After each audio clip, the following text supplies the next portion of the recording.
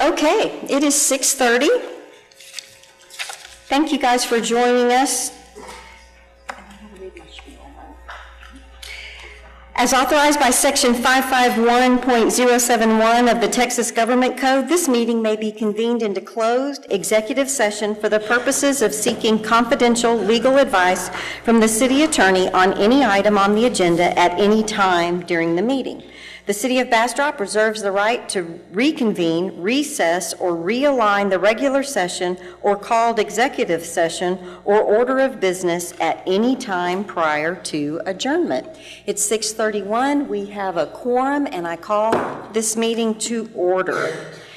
This evening, we have Miss Olivia Whitfield with us, and she is the daughter of Cody and Melinda Whitfield. She's an upcoming junior at Bastrop High School.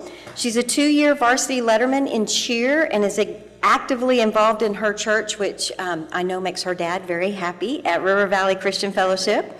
She's a leader of the Fellowship of Christian Athletes at Bastrop High School.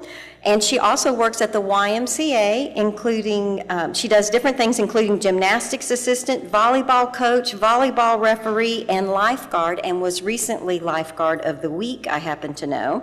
And her plans for the future are attending the University of Mary Hardin Baylor to become a nurse practitioner. If you will please all rise, she will be leading us in both of the pledges tonight. I pledge allegiance to the flag of the United States of America, and to the republic for which it stands, one nation, under God, indivisible, with liberty and justice for all. Honor the Texas flag. I pledge allegiance to the Texas, one state, under God, one and indivisible.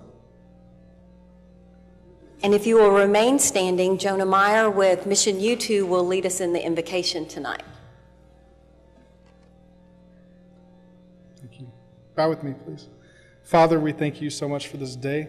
We thank you for the opportunity that we have to gather here and discuss the topics at hand.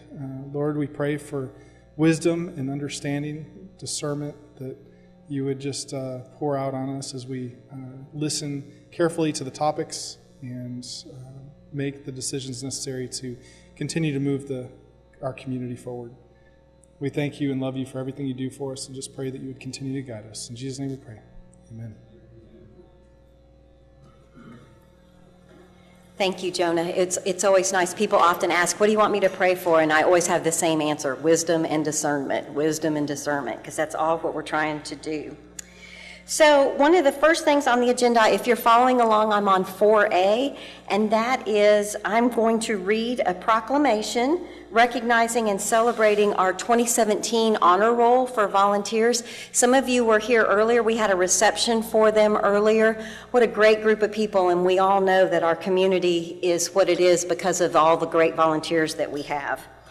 Whereas Bastrop's best attributes are the willingness of its citizens to do the hard work of building a strong and caring community and the sense of community that comes from that work. Whereas those attributes are clearly in evidence in the thousands of hours expended by volunteers on city boards, commissions, task force, and committees, in the thousands of hours committed to planning and implementing philanthropic and public service initiatives throughout the community, and thousands more in producing public events and programs that directly support the vitality of this community. Whereas those efforts range widely from mentoring a student to providing a helping hand, serving nutritious meals to those in need, from community cleanups to restoring the Lost Pines and getting involved in fundraising campaigns to teaming to produce large community events. And along the way, our community is defined by our giving heart. Whereas the Bastrop Main Street program itself, a city program driven almost entirely by and dependent upon volunteers, has established the Bastrop Volunteer Honor Roll to annually recognize individuals whose contribution to public service organizations in Bastrop is exemplary and clearly makes a difference in fulfilling the mission of those organizations and in lifting our community. Now, therefore, be it proclaimed that the mayor and city council do hereby salute and express our deepest appreciation to all volunteers and applaud especially the Bastrop Volunteer Honor Roll Class of 2017. Pam Aldridge with Bastrop Juneteenth, Bob Barker with the Family Crisis Center, Gary Buckwalter with Bastrop County Master Gardener Association, Alicia Burns with Bastrop Fire Department, Barbara Caldwell with Bastrop ISD Partners in Education, Kathleen Casso, Downtown Business Alliance, Miles Charter, Bastrop Citizens Police Academy, Linda Davies, Bastrop County Emergency Food Pantry, Sherry DeLeon, Friends of Bastrop County Animal Shelter, Sandy Eagleston Dillon, Bastrop Cats, Joni Foster, Bastrop County Cares, Rick Gast, Friends of the Lost Pine State Park, Michelle Harris, Bastrop County Historical Society, Cindy Heath, Friends of the Bastrop Public Library, Shanda Hernandez, Keep Bastrop County Beautiful, Lorraine Joy, Bastrop Animal Rescue,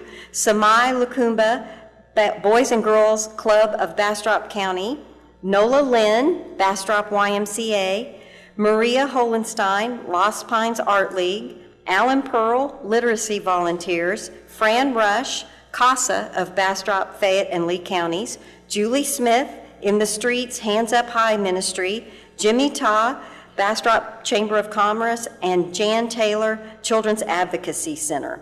In witness whereof, I have hereunto set my hand and caused the official seal of the city of Bastrop, Texas to be affixed this 25th day of July, 2017. If you would please join me in a round of applause for these people.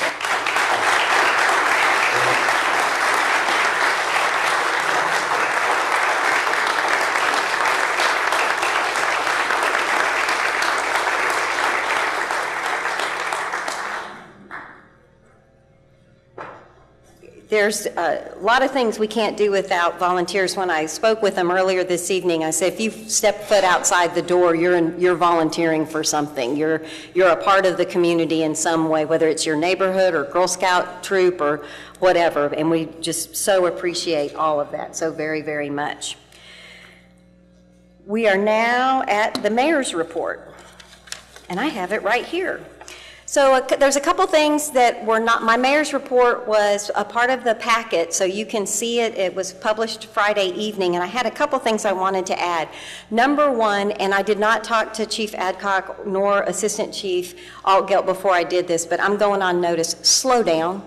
I have gotten a number of reports of people speeding in the neighborhoods, and you all think it's your neighbors, but it's you. And the police are going to enforce that speed limit regardless of who's driving the car. We're getting ready to start school, and just in general, slow down. So that's my own little public service announcement. My next announcement is for Miss Beck. I was sitting in the audience, I think a little over a year ago, when she made a plea to please cut the trees between the Iron Bridge and where we drive, because those tree limbs are sticking up and they just quite frankly look tacky, is what I think she said that evening. And I want to give a shout out to Trey and his crew, because they finally had the proper equipment. And if it's one of those things, Linda has a story about the blue toilet in a community that she used to live in. If you haven't heard that story, you need to ask her that, and I won't do that tonight. We have a long agenda. But you've driven by and you don't notice those trees anymore, the next time you drive across the bridge, you'll go, wow, it's all opened up and clean, and it's because of Trey and his crew. So I really wanted to thank them for that.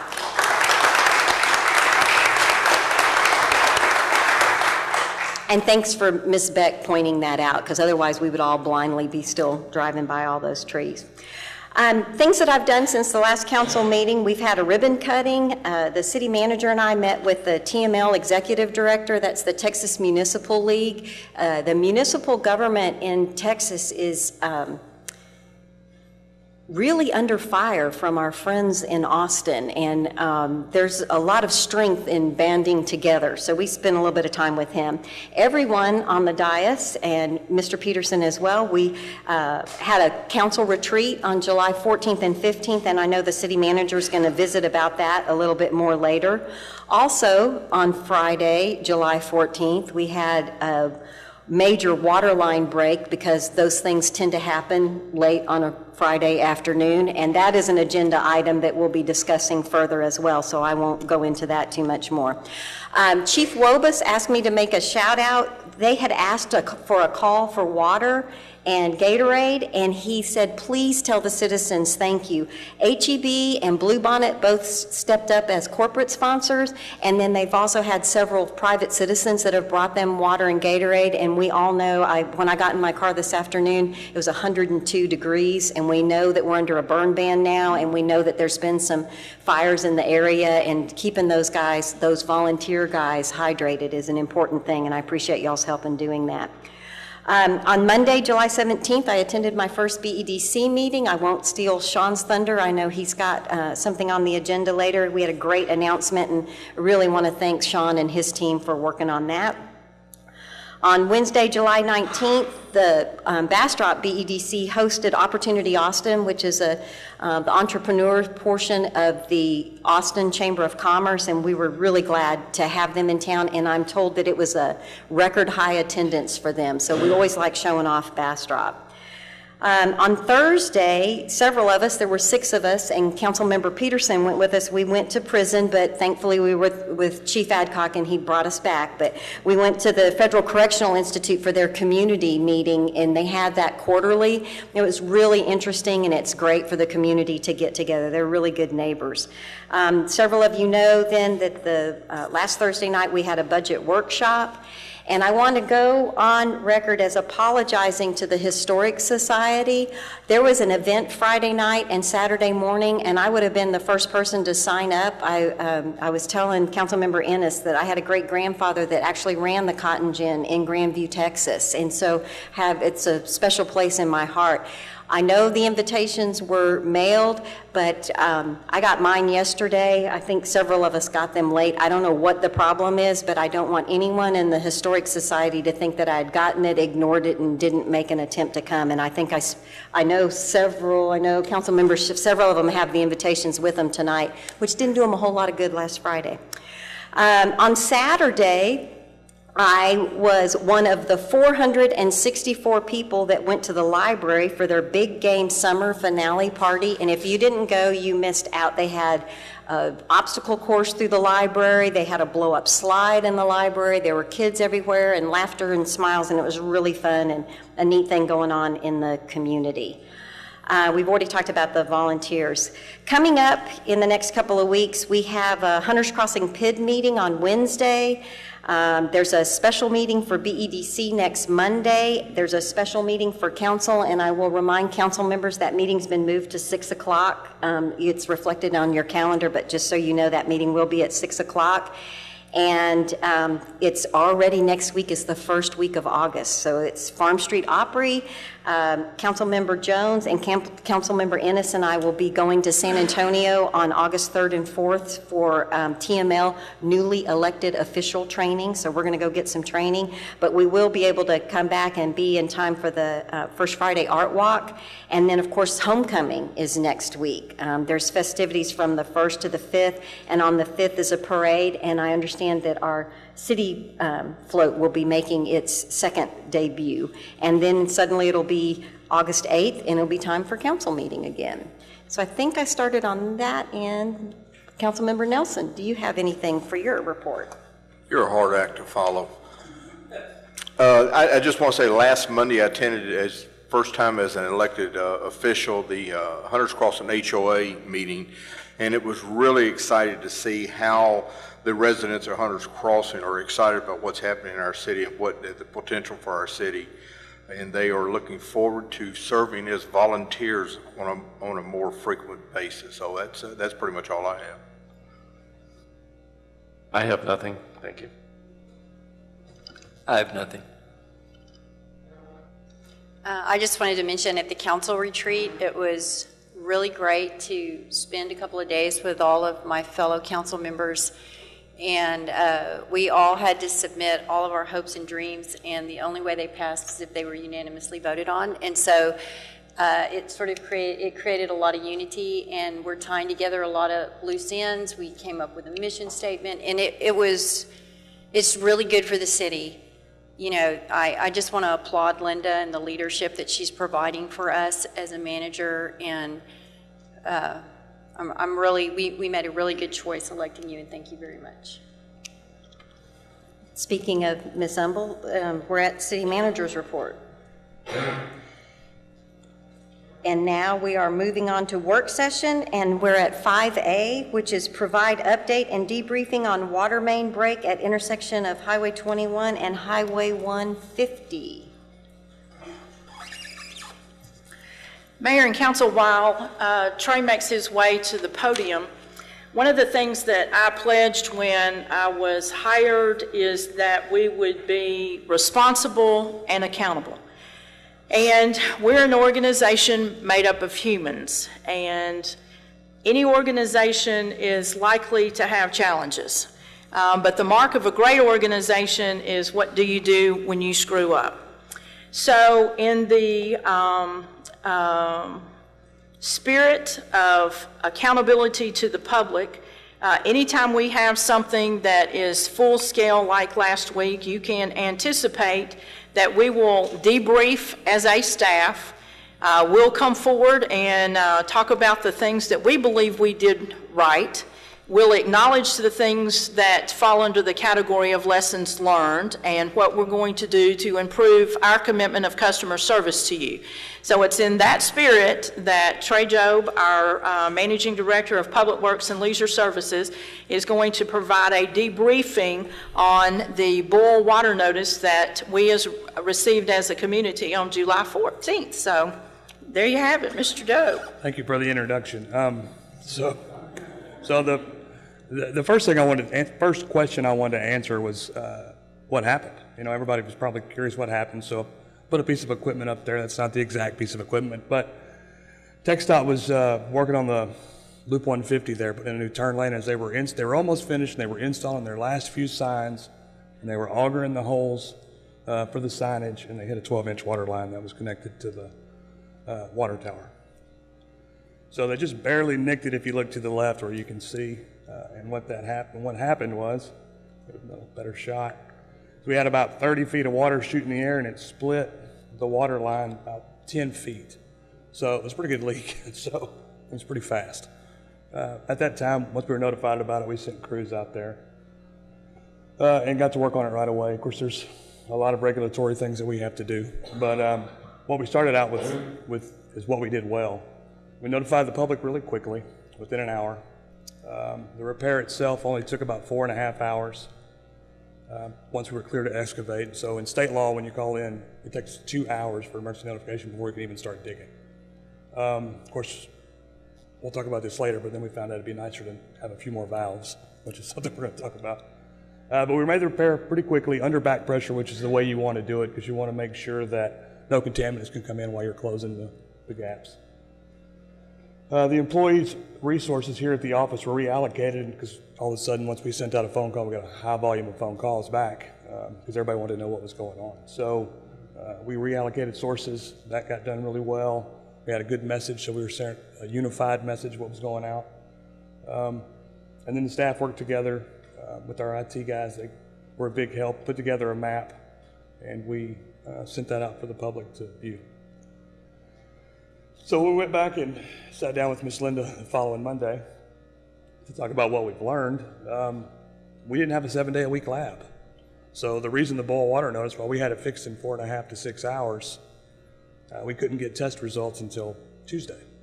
So what we've done since then is we've talked to Aqua about being open on weekends, which they're going to do as well. If we need them to come in. And if not, we've also found 3 or 4 more labs that we're going to contract with, and we'll just have to drive it to Austin so that we can get those results back within 24 hours and then lift the notice as soon as possible. So in that vein, what would have happened is that when they fixed the line on Friday night, Trey could have then gone out with his team Saturday morning, taken test results, and Sunday morning been able to do business. As it stood, he had to wait until Monday to take the lab results because you have to deal with them within a certain amount of time, and we had to wait until Tuesday. So that is a significant improvement in customer service by just going by that 7-day lab. Yes. We also we also have other communication devices that we can use. So the utility department can pinpoint each customer by their phone number with their information and call out. We can call specific customers, which is what we did on the next day. We did not do it the first day. We did it the following day. We also are scripting messages so we can be more efficient, so that we can send it out as soon as we get the notice of what's going on. And we also went back and reviewed a lot of our GIS opportunities that we're going to have. So the reason that line was actually hit, it was an old line that was put in quite a few years ago, 06, 08, somewhere in that range. And there's no tracer line. So the guys are going off a map, not the best map, truck map, and they were about 6 inches off, which is why the line got hit. So not bad, but you don't get a A for effort. So we also have a pretty robust SCADA system, which is a supervisory control and data acquisition. Basically, it allows you to operate the plant from a remote location. So since we've done that, matter of fact, this week we've increased the number of licenses so we can add them in the trucks with the guys and they can monitor and give you better real-time information once something happens. We've also had discussions about emergency interconnects with Aqua and the WCID. So what that means is, for instance, the hospital, when it went out of water, if we would have had a connection with either, we probably could have at least maintained a lower pressure, one that wouldn't require to boil water on us. Anything over 20 psi would have been okay. And last, I just wanted to brag on the team there. You can see this guy actually diving underwater there to get the bolts tight so we can get this thing sealed up. They did a great job. We're hard at it, and we're going to keep trying to make it better every time and debrief every time until we get it right. And I'll take any questions you got. There's a couple comments that I want to make just for clarity for everyone. I believe you told me we lost 2.5 million gallons of water. We went back and recalculated, and it was a little closer to about 800,000. Okay, So it's a not lot near of as bad. water. A lot of water. A lot of water. Yes, it was. And the second thing I want to remind everyone is that when he's talking about the testing for the lab, he's not checking for chlorine levels in a pool. It's for public safety water consumption, and that's why that test can't be done in an hour or two, and that's why it's really important that it be done correctly. And with the loss of pressure and with the age of a system of our piping, and because you don't have back pressure, there's things that can even come out of the inside of the pipe, regardless of contaminants coming into the pipe. Is that correct? Correct. So in a system like ours, when you have a chlorine residual, generally you're fine. That pretty much kills any kind of heebie-jeebie that you got to worry about. But you're also required to filter, so that's why we go the extra step and do the test, just to make sure. And yes, heebie-jeebie is the technical term of what you're trying to avoid. Okay, so does anybody else have any questions for Trey? Bill? No? As I understand it, some of these steps that you have to take are dictated by the Texas Commission on Environmental Quality. Yes, sir. Yes, they all are. Yeah, there's a certain requirement. You have 24 hours to actually notify the public, is what they give you, and 10 days to even notify the TCEQ. These are fairly common in Texas, and however, we want to make sure they happen as little as possible. So we actually had quite a bit of time ahead on this one, but everything that we did do is required, yes. So sending out the burn water notice as quickly as you did was mandated, and you did it as Absolutely. great. Thank you. And you also utilized the reverse 911. We did. We used So reverse I'm kind 911. of surprised you didn't have a slide on. Sign up for it if you haven't already. We should always be doing that all the time. Another lesson learned that I'll have in the next presentation. Sorry, it's been a busy day, or I would have helped him earlier. We have a citizen signed up to speak, unless council has any other, and that is Chris Kirby.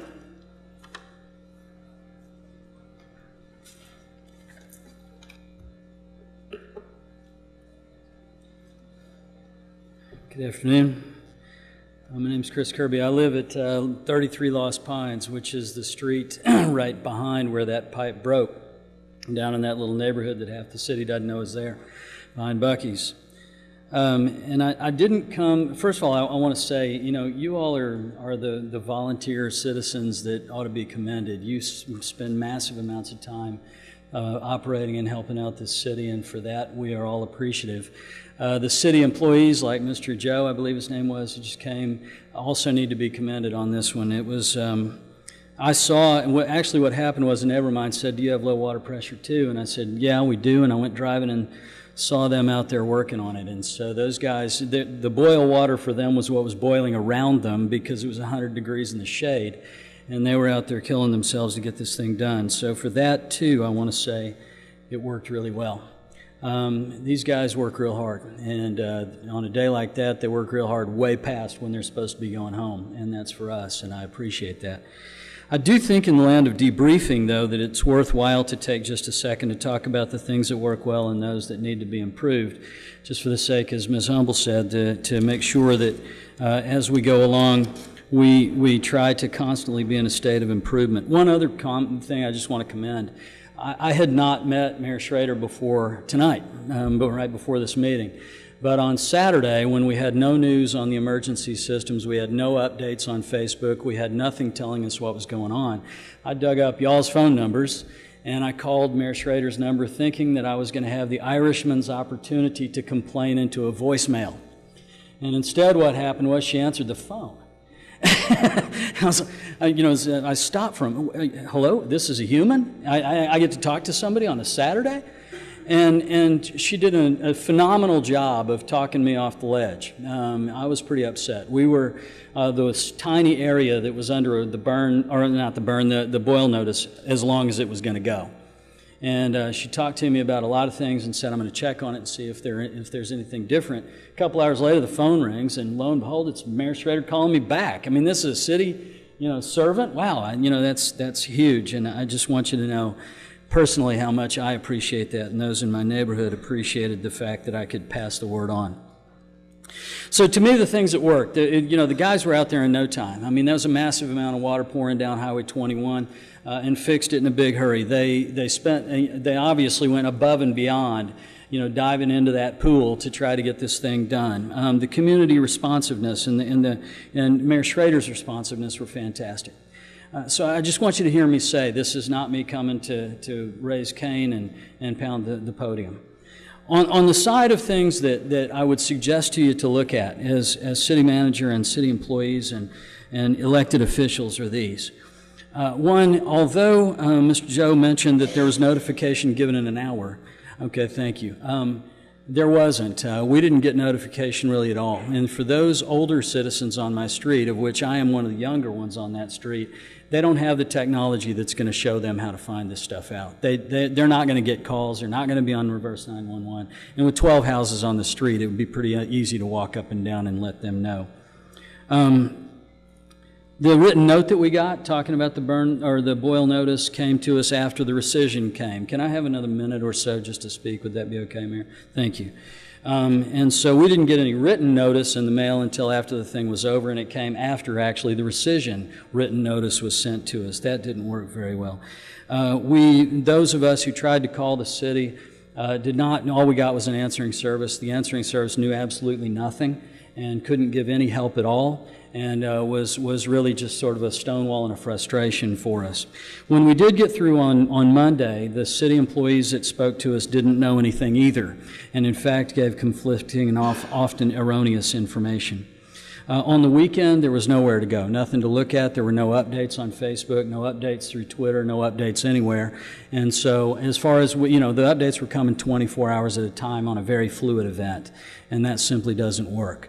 The maps that were made were erroneous and conflicting depending upon where you looked at them, so you didn't know what was going on with those. The alerts were always put out either during lunch or after hours, when conveniently there's no one there to answer the phone because they don't answer the phone during lunch hour or after hours. So the update would be posted at 5:24 in the afternoon, for example. And to me, that's not responsive to the citizenry.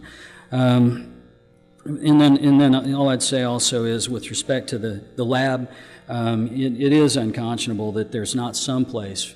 If this were more than 12 homes, think about the impact that it would have on the citizens. To me, this is a fantastic opportunity for us as a city to take this as a Petri dish, a classroom in which to learn how emergency services manage and handle a crisis. if this truly was one that affected the entire city, I can only imagine the chaos that would have ensued. Thanks so much for giving me the chance to speak. Thank you, Mr. And Kirby. if you have a question, I'd be happy to answer. Mr. Kirby, I want to, on behalf of us, apologize because you have absolutely pointed out some things that even in our debriefing, we did not factor in. And so we have taken note. We talked about it the Monday after. And to your point, we recognized that it could have been way more significant and way bigger. Unfortunately for us, we view emergency management as fire and floods. And so the journey has been ours to take to recognize that when our citizens, the people who pay our checks, are inconvenienced, that's an emergency. So just know we hear you. And we're working on it. We'll continue to do it. As I said, I've taken some notes tonight. We'll go back and add to it, and we will continue to do it until we get it right. Thank you. You I betcha. appreciate you saying that. Thanks so much. Thank you Ma'am. so much. Go ahead. Mr. Kirby? Yes, sir. You were very fortunate that when you called Mayor Schroeder, you got one of the engineers on this council, and she was extremely qualified to answer your questions. But I do want to say to you and everyone else that call us if you need us. We're always ready to answer the phone, and we will do everything we can to solve your problem. I appreciate you think saying all that of very us much. are ready. Thank do you. that. Thank you so much. Thanks very much. Thank you. Okay, we're turning the page. We're on to page 2. I'm at 5B. Provide briefing on Excess Ranch Fund 6 LP case number 16-31367, a case pending in the United States Bankruptcy Court, Northern District of California, and its impact on the City of Bastrop's agreement to purchase future water. And it's City Attorney Bragg.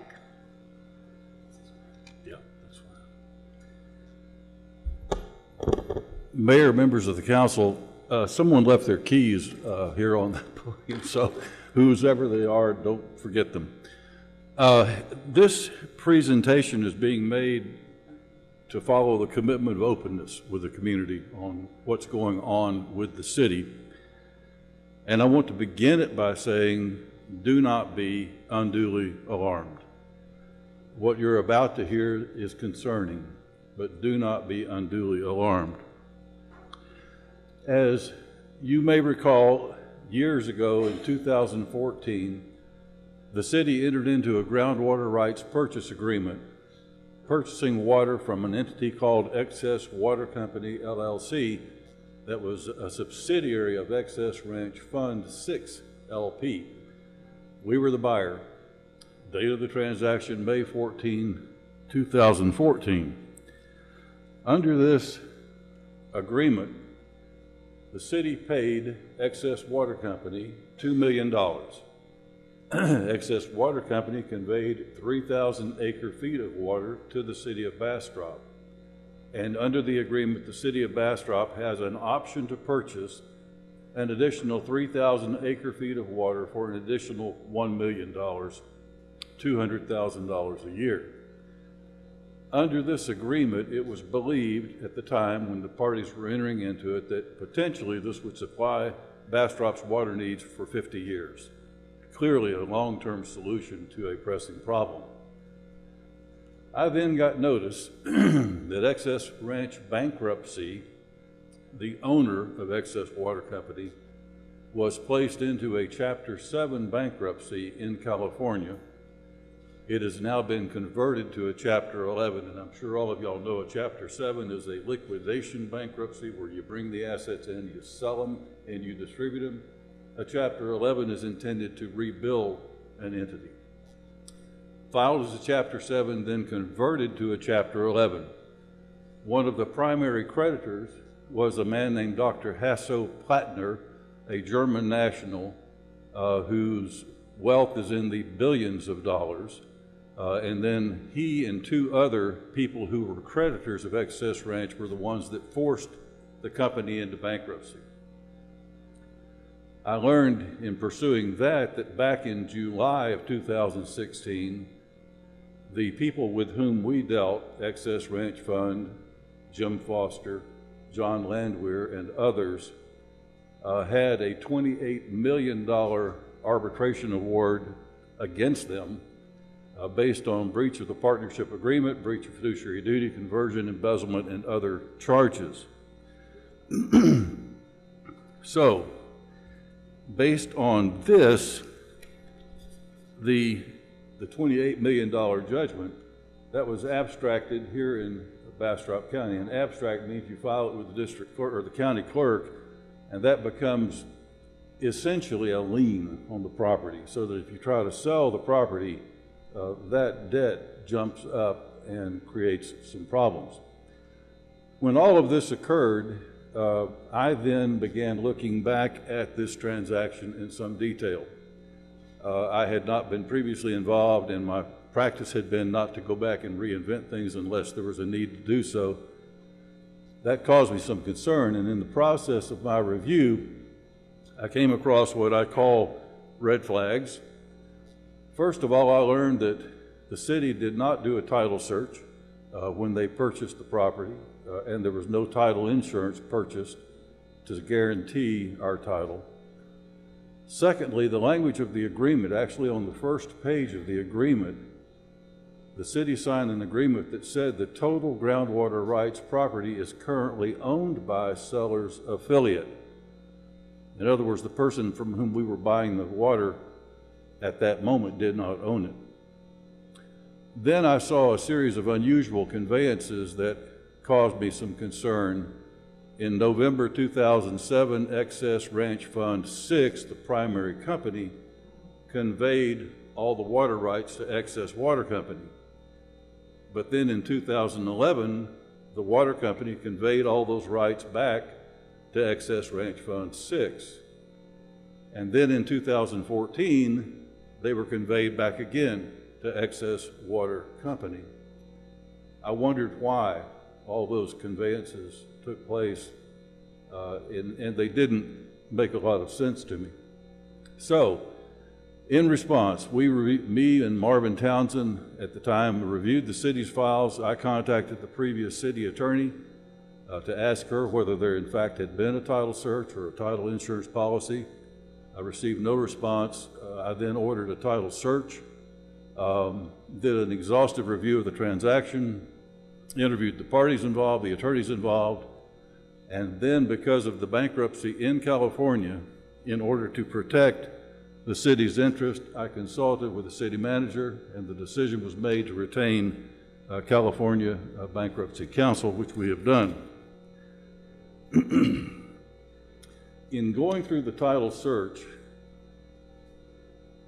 I reached the conclusion that it is most likely, and that's as far as I can go right now, but most likely that the city indeed has clear title to the water rights. The real estate transactions involved were well over a foot high. These are the specific transactions that I was able to pull out to show how the water rights flowed, as it were, and it appears to end up to the conclusion that the city, in fact, owns the water rights. So the title search appears to have turned out okay. These are the tentative conclusions that I have tonight that I need to report. The city appears to have clear title to the first 3,000 acre-feet of water. That has been conveyed. The land that we need to get to it has been conveyed by easement. The well is Trest well is being drilled. So believe the first 3,000 acre-feet is secure. That's something we don't need to be concerned about. Also, Excess Water Company is not yet in bankruptcy. It is an asset of a company that is in bankruptcy, but the company itself is not yet in bankruptcy. The second 3,000 acre-feet is what's called an executory contract, and that means it has not yet been performed by the parties. In bankruptcy, it is possible that an executory contract can be canceled by the trustee. As of now, no party has shown an interest in taking water rights away from the city of Bastrop. In fact, Excess Ranch Fund's principal, Foster, Mr. Steiner, who originally owned the property, have both stated that they have no interest in doing that, and in fact want to see the city keep those water rights. So that's why I say don't be unduly alarmed. But I think it's important that we all understand that this is something we've got to keep tabs on and deal with as we come across things. I'll be happy to answer any questions. David, before they ask questions, please expand on why we had to hire a bankruptcy attorney in California. The bankruptcy was filed in California, San Francisco, the Northern Division of California.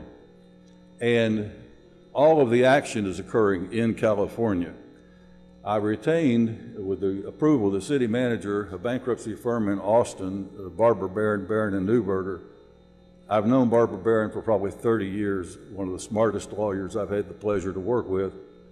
They're our Texas counsel, but they cannot appear, they could appear, but it'd be incredibly expensive for them to appear in California in court there. So we hired a local counsel in California who are going to serve only as local counsel. That is, the Barron firm will do the work that needs to be done, and if someone needs to appear in court, then the California counsel will take on that responsibility. It will be considerably cheaper than the first bid we got of $900 an hour for doing all of the legal work. But I think we'll be protected just as well. And again, there's not an immediate threat to Bastrop's water, but there's a potential threat.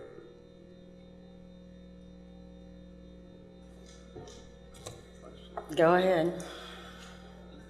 What do you, if you had to guess what the timeline might be to actually have some ruling that says we do indeed, or, I mean, do you ever get a ruling like that, or does it just sit there until somebody says it's mine? The timeline is going to be begun, or the trigger is going to be pulled when the bankruptcy court makes the decision on whether to allow the debtor to continue in possession or appoint a trustee. The two very different paths will be taken. That issue is right now before the bankruptcy court. Motions have been filed by both parties, and the decision awaits. How that decision comes will impact greatly how things move forward. Yes, there will be a decision. How soon after that occurs, I can't say.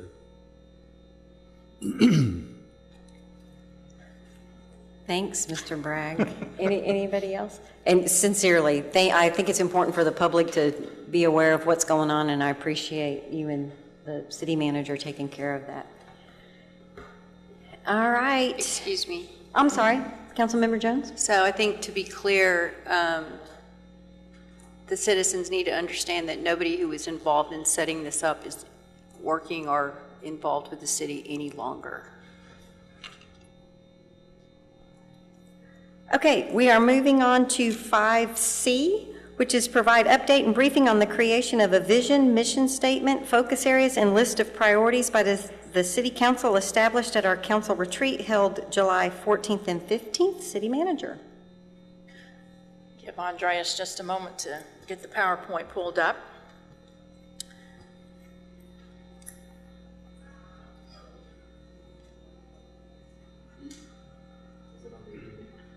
Do what? Is it on the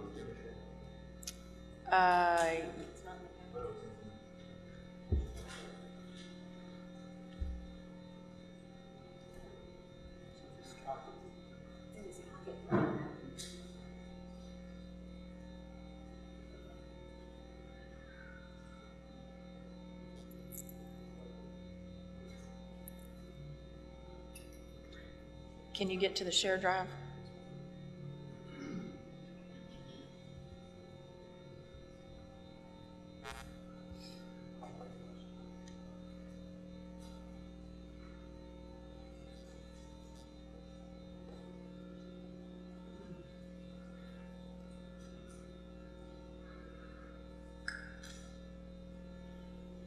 Mayor, if you don't mind, will you go to David and let him be working on the ethics ordinance, and let's come back and get that straight? Certainly. We will move on to 5D, discuss proposed final draft of the ethics ordinance, which includes council and public comments from 3 workshops and emails from a number of citizens. Mr. Bragg.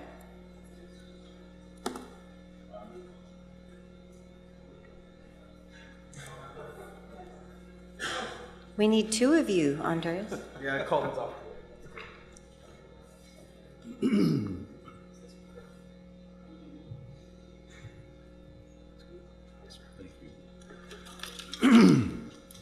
We're going to talk briefly about the ethics ordinance, and let me explain by way of background. This is intended to be an interim ordinance. That is, it'll last a couple of years, I'm quite sure, but we need to do, and it's been recommended by several people, that we need to do a wholesale rewrite of the ordinance in the future. This is intended to get us from here to there in order to give us time to do it. Secondly, this is a process that has been ongoing for some time. As you know, there have been 3 council workshops. 4 different drafts of the ordinance have been circulated based on comments made at each of the workshops. Drafts have been made available to the public, and we've received informed comments from 4 individuals who made very good contributions and very good comments. And what you're being presented with tonight is a final draft, meaning it's the most recent draft. And if it's all okay, then it'll be final to be presented to you, but it's intended, again, to be a working document. Let me go through some of the changes.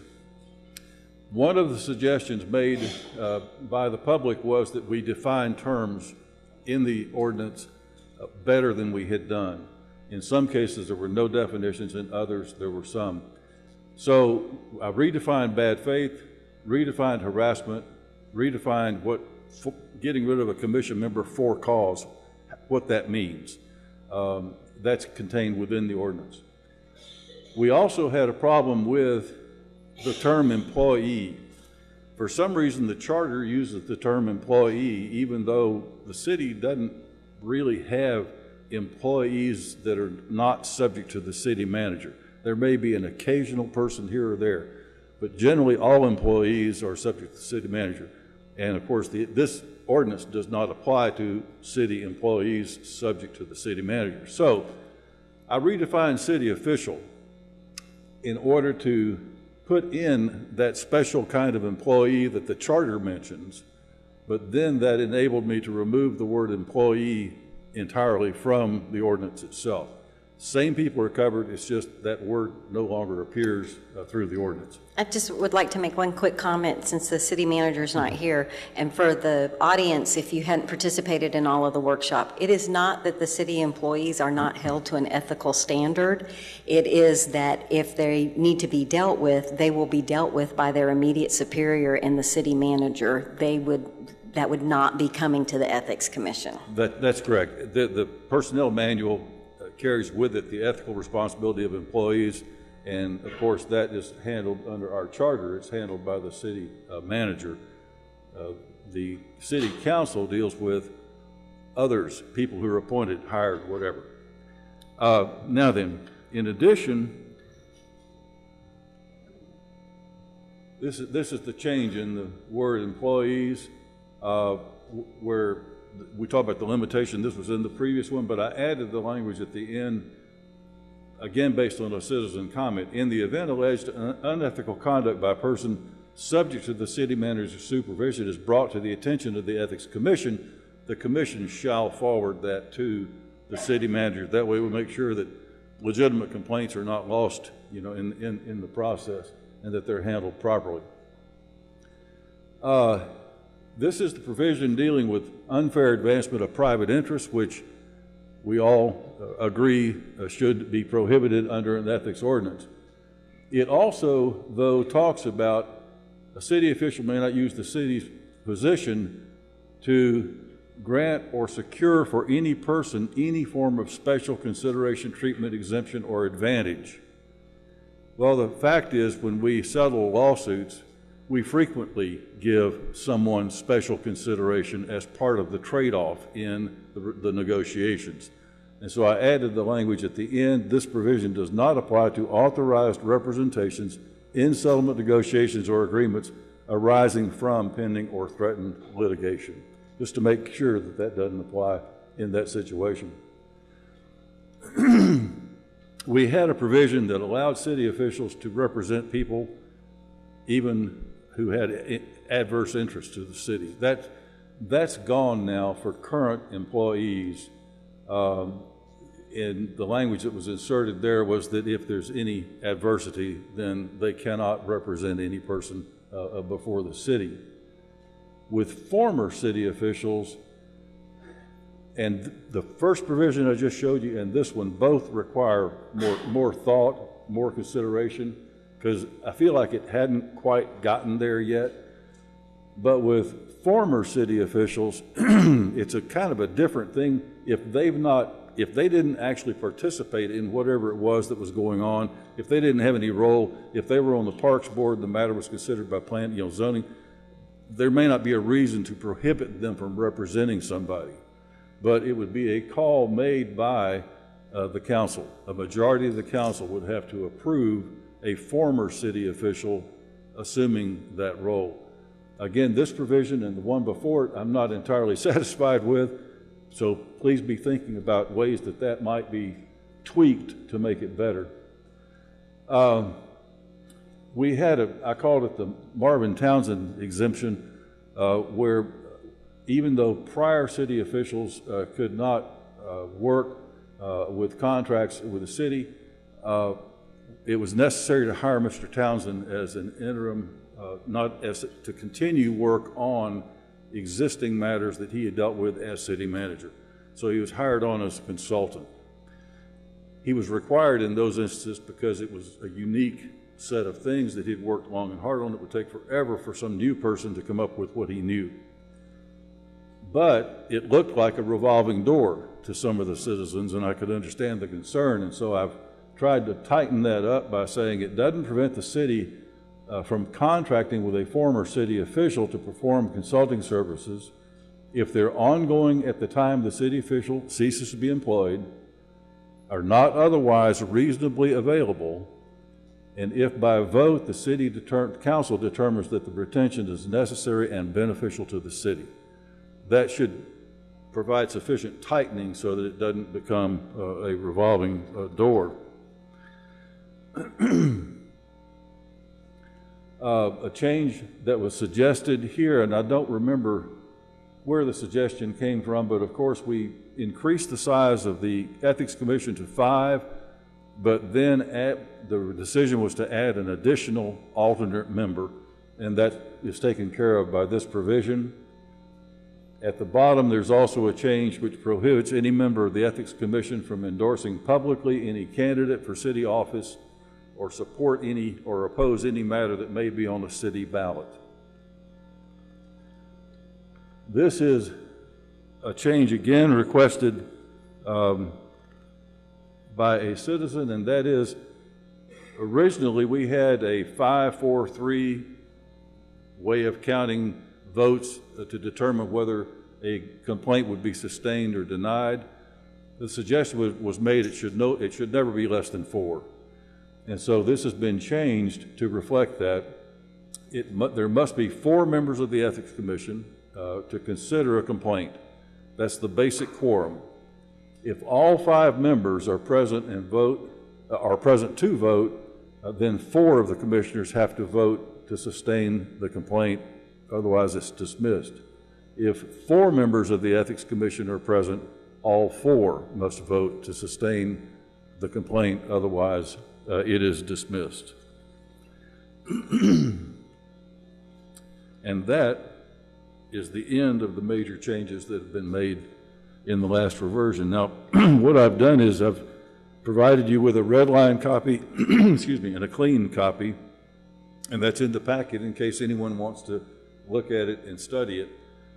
I encourage everyone to go through it again and see what's there that you think may need to be changed or revised. If we don't hear anything and everyone seems to be satisfied with it, we'll bring it back and put it on the agenda.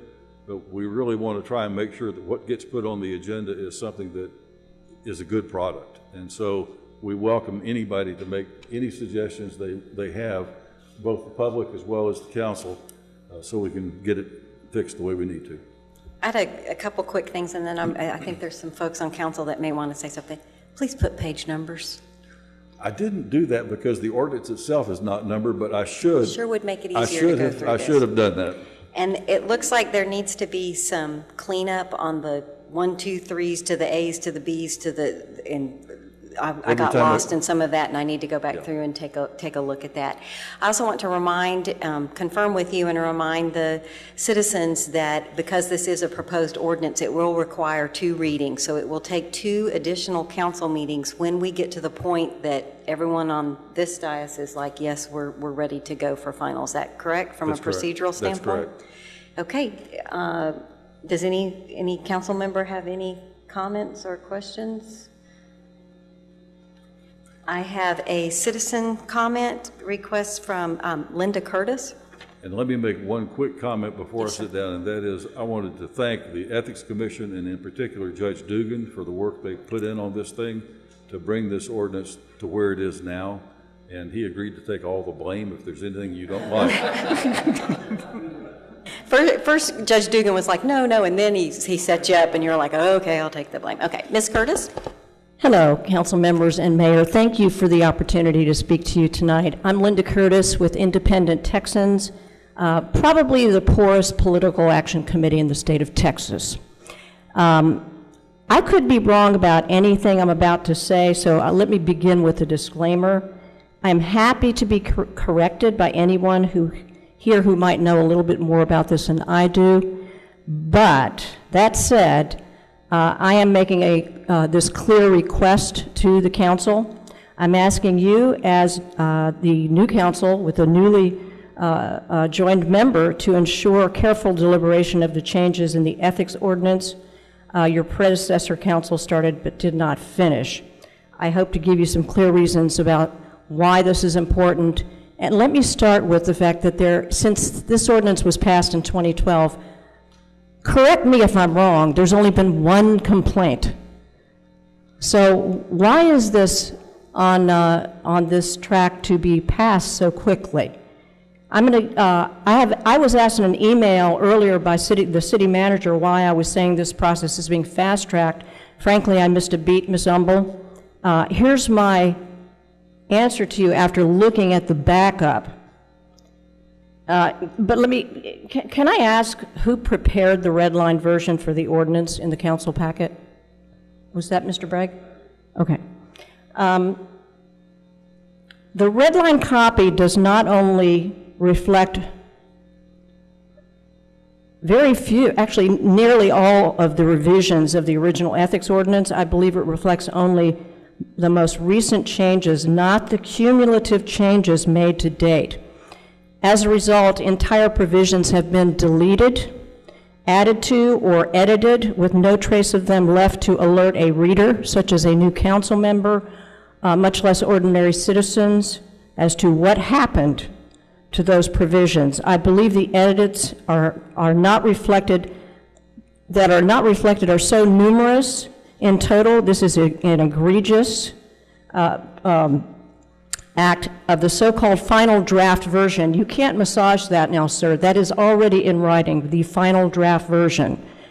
That said, it is the complete and invisible, in this draft, elimination of the very last section of the original ordinance, section 1.15.515, other actions of the commission that I find really unforgivable, misleading, and a serious disservice to the process and the citizens of Bastrop who have a right to an ethics commission free from undue political influence. I would like to ask for 1 more minute. Thank you. As I read it, the original section gives the Ethics Commission of what I just mentioned, 1.15515, gives the Commission its independence to act as the, quote, sole and final authority to impose sanctions under the ethics ordinance and to, quote, reprimand and/or recommend a public recall of the city council member in question. I believe that this was critically important to the citizens led by Julie Hart, who used to serve on this council, who were trying to eliminate cronyism, otherwise known as the good old boy influence here in Bastrop. So, to wrap up, I would like someone to tell me why this section was removed, and I just wanted to point out it did not appear in the red line version for the council and citizens to consider. I hope that you will take the opportunity to not fast track this and allow the citizens and the council to look at, it's called a cumulative red line version. You see everything that was in the ordinance and you see everything that was taken out or changed. This is a basic. I have more to say, but I have to stop. Thank you. Any questions? Ms. Curtis, I would encourage you to provide written comments, as some of our other citizens have provided written comments. I have been to 2 workshops, too. Yes, ma'am. And you are allowed to speak at both of them. Yes, ma'am. We're taking the input. The only comment that I have is that my husband says English is a confusing language. I don't think that I know myself, and I think I can speak for my other council members, I don't think we're on a fast track. I think we're trying to balance doing nothing with making steady progress. You'll note that this is on for a workshop item. It's not on for action tonight, and we have an opportunity for folks to decide, are we ready for an ordinance or are we not? So I appreciate your input, and thank you for speaking with us tonight. Can I ask a question? Can you please just submit them in writing? I would appreciate it. It is on fast track. It's on August 9th that you all are scheduled to vote on this, correct? I would encourage you to realize that the August 9th agenda is not published. Okay, thank you. So, Mr. Bragg, are you needing anything from council? What is our next step? Any comments you have on the version that you've been presented with? Each time you've gotten a red line version, the prior version has what was taken out. If you look at the first red line version you got, you'll see what was taken out and what was left in. So any comments you have on the current version or any other part of it would be appreciated. That could then be factored into the next product I bring to you. Okay. Council, do you understand what Mr. Bragg's asking for? And is it safe to assume that you will have comments for Mr. Bragg, or is someone wanting to instruct the city manager to put it on the agenda for August 9th, or do you think you need some more time? I need some feedback. I'd like to have a little bit more time to review it, but that doesn't mean it can't be put on the next, on the August 9th agenda. I just need some time to, since we got it Friday, I want to spend a little bit more time with it. City manager? I'm to put it on the August 9th agenda, recognizing that it may be pulled at that time for additional consideration if after thoughtful deliberation it's not quite there. Is that correct? Awesome. Thank you. Yes, Works ma'am. for me. And I would encourage council to, and I know all of you have very busy schedules, but I'm sure Mr. Bragg would appreciate your comments sooner rather than later. And maybe even if you have look, I have problems with this and that section, and I'll get further detail to you, but any information we could give him, I think, would be appreciated. Is that correct, Mr. Bragg? Absolutely. I really appreciate that. And we are now going to go back to item 5C. Vision, mission, I don't have to read it again because we already did. Thank you. I told Andreas that every technical challenge we had would involve me. He didn't believe me, but I think he's beginning to catch it.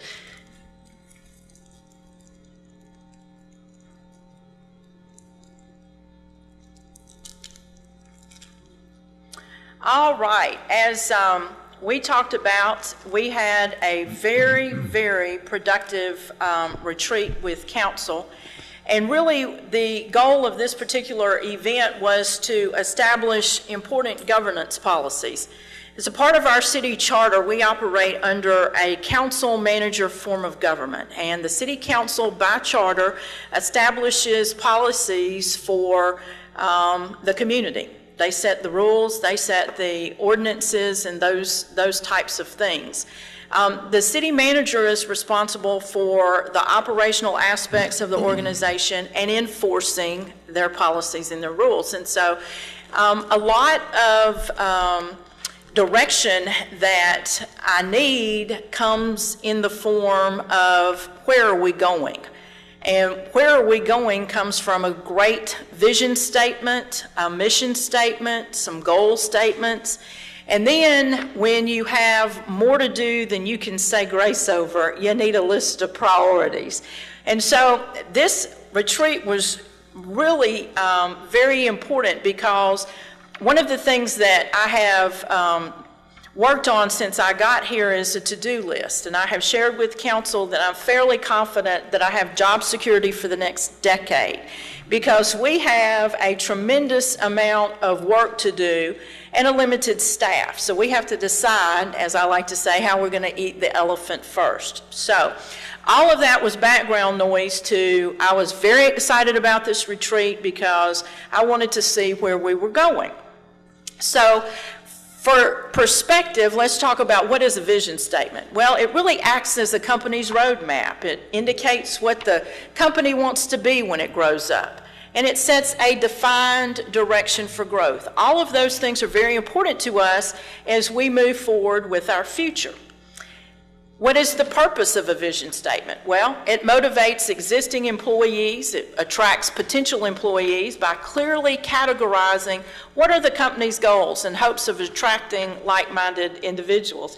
And council knows when they got through writing the vision statement, I was excited because I'd have come to work here all over again, and isn't that a good thing? And it really serves as a foundation for a broader strategic plan. So what is the council's vision statement?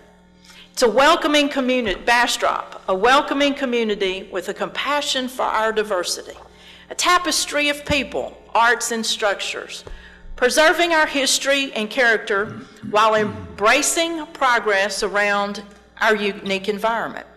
And I think that does an amazing job of really describing who we are. When the facilitator was in town Friday evening, we went downtown and had dinner, and then we walked over to Coppershot. And we were sitting on the porch overlooking the Colorado River, having a cup of shine, listening to the porch pickers. And what was interesting is the singer was very millennial, was tatted from stem to stern, and the crew she brought with her represented their artistry in the form of their body art. And sitting there were two baby boomers that clearly should have been at the symphony in Dallas.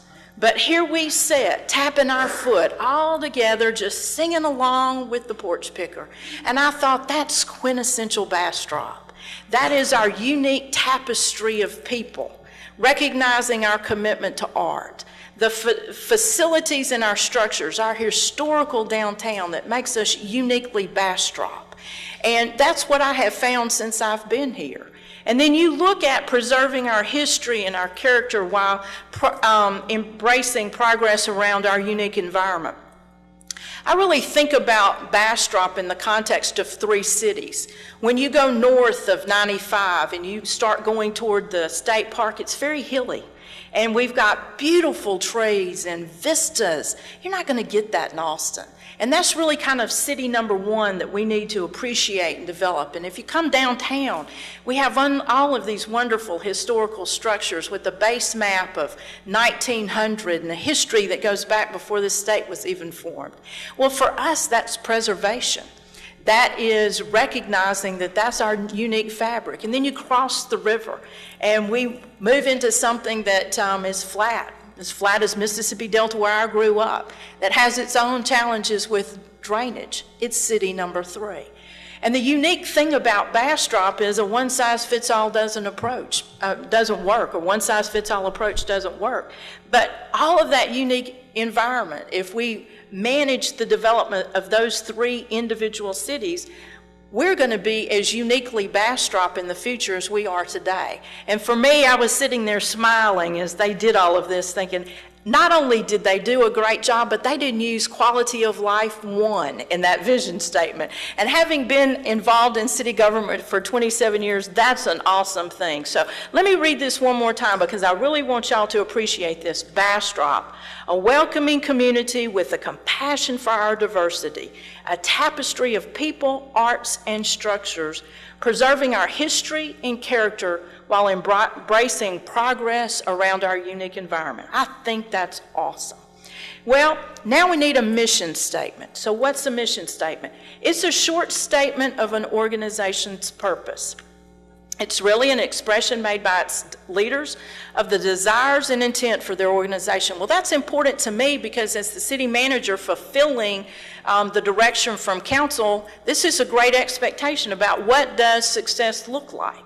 It also identifies our scope of operations, what kind of products or services does it provide, and who is our primary customer or market. So it really serves as the company's goal, its agenda, and outlines what we're here for. So our mission statement is to continuously strive to provide efficient and proactive services that enhance our quality of life and achieve our vision. I was okay with quality of life here because they gave me something better in vision. But I really want y'all to appreciate efficient and proactive services. That's really a theme that you'll see as we work through the goal statements. Is council challenged me as city manager, and I will in turn challenge the organization to make sure that we invest your money as efficiently as possible, that we're consistently going back and challenging continuous improvement, just like we did tonight with the water main break. We pledged to be open and transparent. We pledged to be always looking for ways to improve so we can fulfill the vision and enhance our collective quality of life. They focused on or developed some focus areas, and really what are those? Those are drivers for success. Those are the fundamental elements that are vital for achieving the vision. And so with that in mind, council came up with 9. The first was fiscal responsibility, and they defined that as preparing and managing a budget, fiduciary responsibility. Because after all, the single most important thing we do is have to do great things with the money you invest in us via your taxes.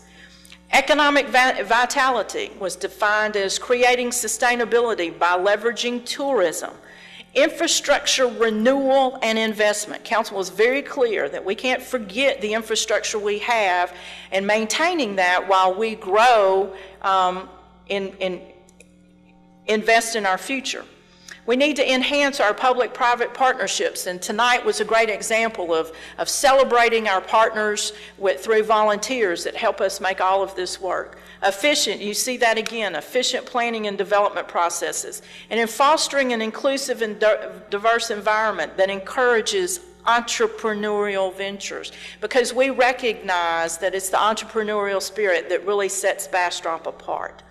Communication, they couldn't have been any more clearer that we need to support and enhance open two-way communication between the city and our residents and business, and you'll see a lot of that in our future work plans. Uniquely Bastrop, to maintain and enhance our historic community feel by leveraging the unique combination of community, cultural, and recreational assets that make Bastrop a special place to live and work. And that really sums up our vision statement, doesn't it? Organizational excellence, operational governance, and a progressive operational efficiency. There's that word again. With employees and citizen volunteer recognition. Multimodal mobility. Improved mobility for all modes of transit, including traffic congestion. As I describe that, it takes me 5 minutes to get to Home Depot on a Sunday afternoon and 2 hours to get home. So we need to fix that where I can do 5 minutes round trip, and we'll work on that. Community safety is keeping citizens, businesses, and visitors safe. And then our unique environment, acknowledging continued beautification of our natural areas and green spaces, our parks, Colorado River, and our landscaping. And then managed growth, plan for and manage growth, the development and the redevelopment to maintain Bastrop's unique feel and character. So these are the 9 ways they want the organization as a whole to ensure our vision gets met. And then they put together a list of council priorities. Number one on their list is staffing needs. All kidding aside, we really do have about a decade's worth of work. We've got about 125 employees and truly could use 3 times that to make that work. Focusing on our aging critical infrastructure, maintaining our current park partnerships, and looking for a dedicated funding source so that we can grow the park systems that's needed for our employees and the families that will be moving. We need to tie all of our work plan items to the comprehensive plan that's so important, and so many people in this community work so hard to ensure got developed. We need to have a development and a permit system that empowers staff to negotiate within limits to meet our city council goals. We're fighting a perception and sometimes an earned reality from the development community in Austin that we're difficult to do business with, and that we want Bastrop at the end of the day to be family friendly. We need to diversify our revenues and meet our infrastructure needs, financial policy where our fees cover our cost, IT security protocols, and the reason for that is that cyber threats are a real concern. We fight that every day as individuals with our credit cards. Cities are really no different. The rodeo arena initiative, what council agreed was that that's very important, but that's a situation where we're going to need some help from the private sector, because just given our priorities and the fact we're prioritizing our priorities, we may not get to that quickly. We need to address youth recreational needs, workforce housing, communication again, a golf course at the state park with private investment and council support, although the city doesn't have dollars to allocate to that. We need to address annexation, fire station on the west side of the city, address chickens and the impact on the neighborhoods. We appreciate that that's a real challenge for some of our citizens and have pledged to address that issue in the fall. We're going to develop a policy for Tier 2 and Tier 3 funding in our hotel occupancy tax that complements our new direct marketing organization that Dale Lockett's going to talk about in more detail in just a moment. Fire department staffing, a right-of-way management policy. We need water, wastewater plant and infrastructure. We need to hold developers accountable so we can get through Hunter's Crossing punch list. We need to evaluate the number of boards and commissions that we have. And in tow with that, council has indicated that they're going to have joint workshops with every board and commission to evaluate the purpose against our new vision and make sure that everybody is set up for success given the 2017 conditions of Bastrop. And so I think you'll find that those council priorities really provide some focus, still very ambitious, but I couldn't be more proud of and more delighted, more excited by the amazing work that council put into that day and a half. I mean, they really, from the time we started until the time we ended, were very focused and to be commended. So council, at this point in time, please, one more thing. Once we got this information, our executive cabinet internally in the city will build a multi-year work plan at an upcoming 2.5-day retreat in September. And that is a long time, but we're prioritizing priorities. So we're going to have some things that we're going to struggle that need to be done and won't be able to. We're then going to come back and discuss prioritization with council at a one-day retreat, because we've got a finite amount of capacity in our organization, whether we like it or not. We're going to only be able to do so much. Once we get a blessing with that, every department will have their own individual work plan that ties back to the organizational work plan so that our directors can be held accountable and we can all move forward and fall together forward. And then I will provide semi-updates in May in a public way that will talk about the first 6 months, and then in November for the entire year. So with that, council, would love for y'all to chime in. So I would like to comment that I really appreciate the effort that the city manager put together before we had the retreat, and certainly for her leadership during the retreat. I also want to make sure that the citizens know that the city manager held employee meetings during this past week and went over this exact same information with every single person who receives a paycheck from the city of Bastrop, to underline the fact that we are all on the same page and how important it is. So I wanted to make sure you knew that it had been communicated throughout the organization. Any comments from council? Yes, ma'am. Yes. I think one of the things that we need to bring up is the fact that it was generally agreed upon, we had consensus that we need to do something for our citizens now, and we can't kick that can down the road any longer. And there are hard decisions that are going to have to be made, and we're prepared to make them. Thank you, Councilmember Nelson. We all have job security, I think, on the dais. Okay, I'm moving on to 6A. For those of you who are following along on the agenda, receive presentation from Visit Bastrop Interim Director Dale Lockett regarding the proposed destination and marketing service agreement between the City of Bastrop, Texas and Visit Bastrop. Is it to Dale, or do you have some opening comments? I think it's going to be a tag team approach. I'm going to introduce it and then let Dale walk you through it. In your packet, you have been provided a copy of the joint workshop minutes that occurred in early April. At that joint workshop, council was very clear about what was the purpose of the new direct marketing organization that we call the DMO. All of those purpose requirements are found in the recitals in whereas statements, so that it is very clear that the thoughts of council at that time are represented in this document in that manner. There are also a section in the minutes called non-negotiables, and as Dale walks through the contract, you will be able to see where your non-negotiables appear. The one thing we've attempted to do to manage legal costs is David has not reviewed this and will not until everybody weighs in their input and we think we have something ready for David to legalese. So once we get your input this evening and he takes it back to his board one more time, then David will need to spend some time on it, making sure that it's written in a way that's legal, and then we will bring it back for council adoption. So that's kind of where we are in the process, and with that, Mr. Lockett.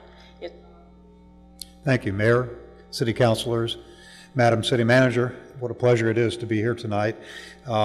This is like one of our last steps in something that is really unique for this community in establishing your very first ever destination marketing organization, which, as this management agreement states, is responsible for taking our brand and making sure that the consumers who have discretionary income to spend for travel, tourism, meetings, conventions, sports activities, spend it here in Bastrop instead of going out to other places that they have the option to do that. It's a competitive industry, and it is an exciting opportunity for me to be part of the team that will help take this destination to the next level to bring in additional sales tax revenue for our community, as well as increasing occupancy at our hotels, and in general, helping our restaurants, our museums, our other attractions grow for this community.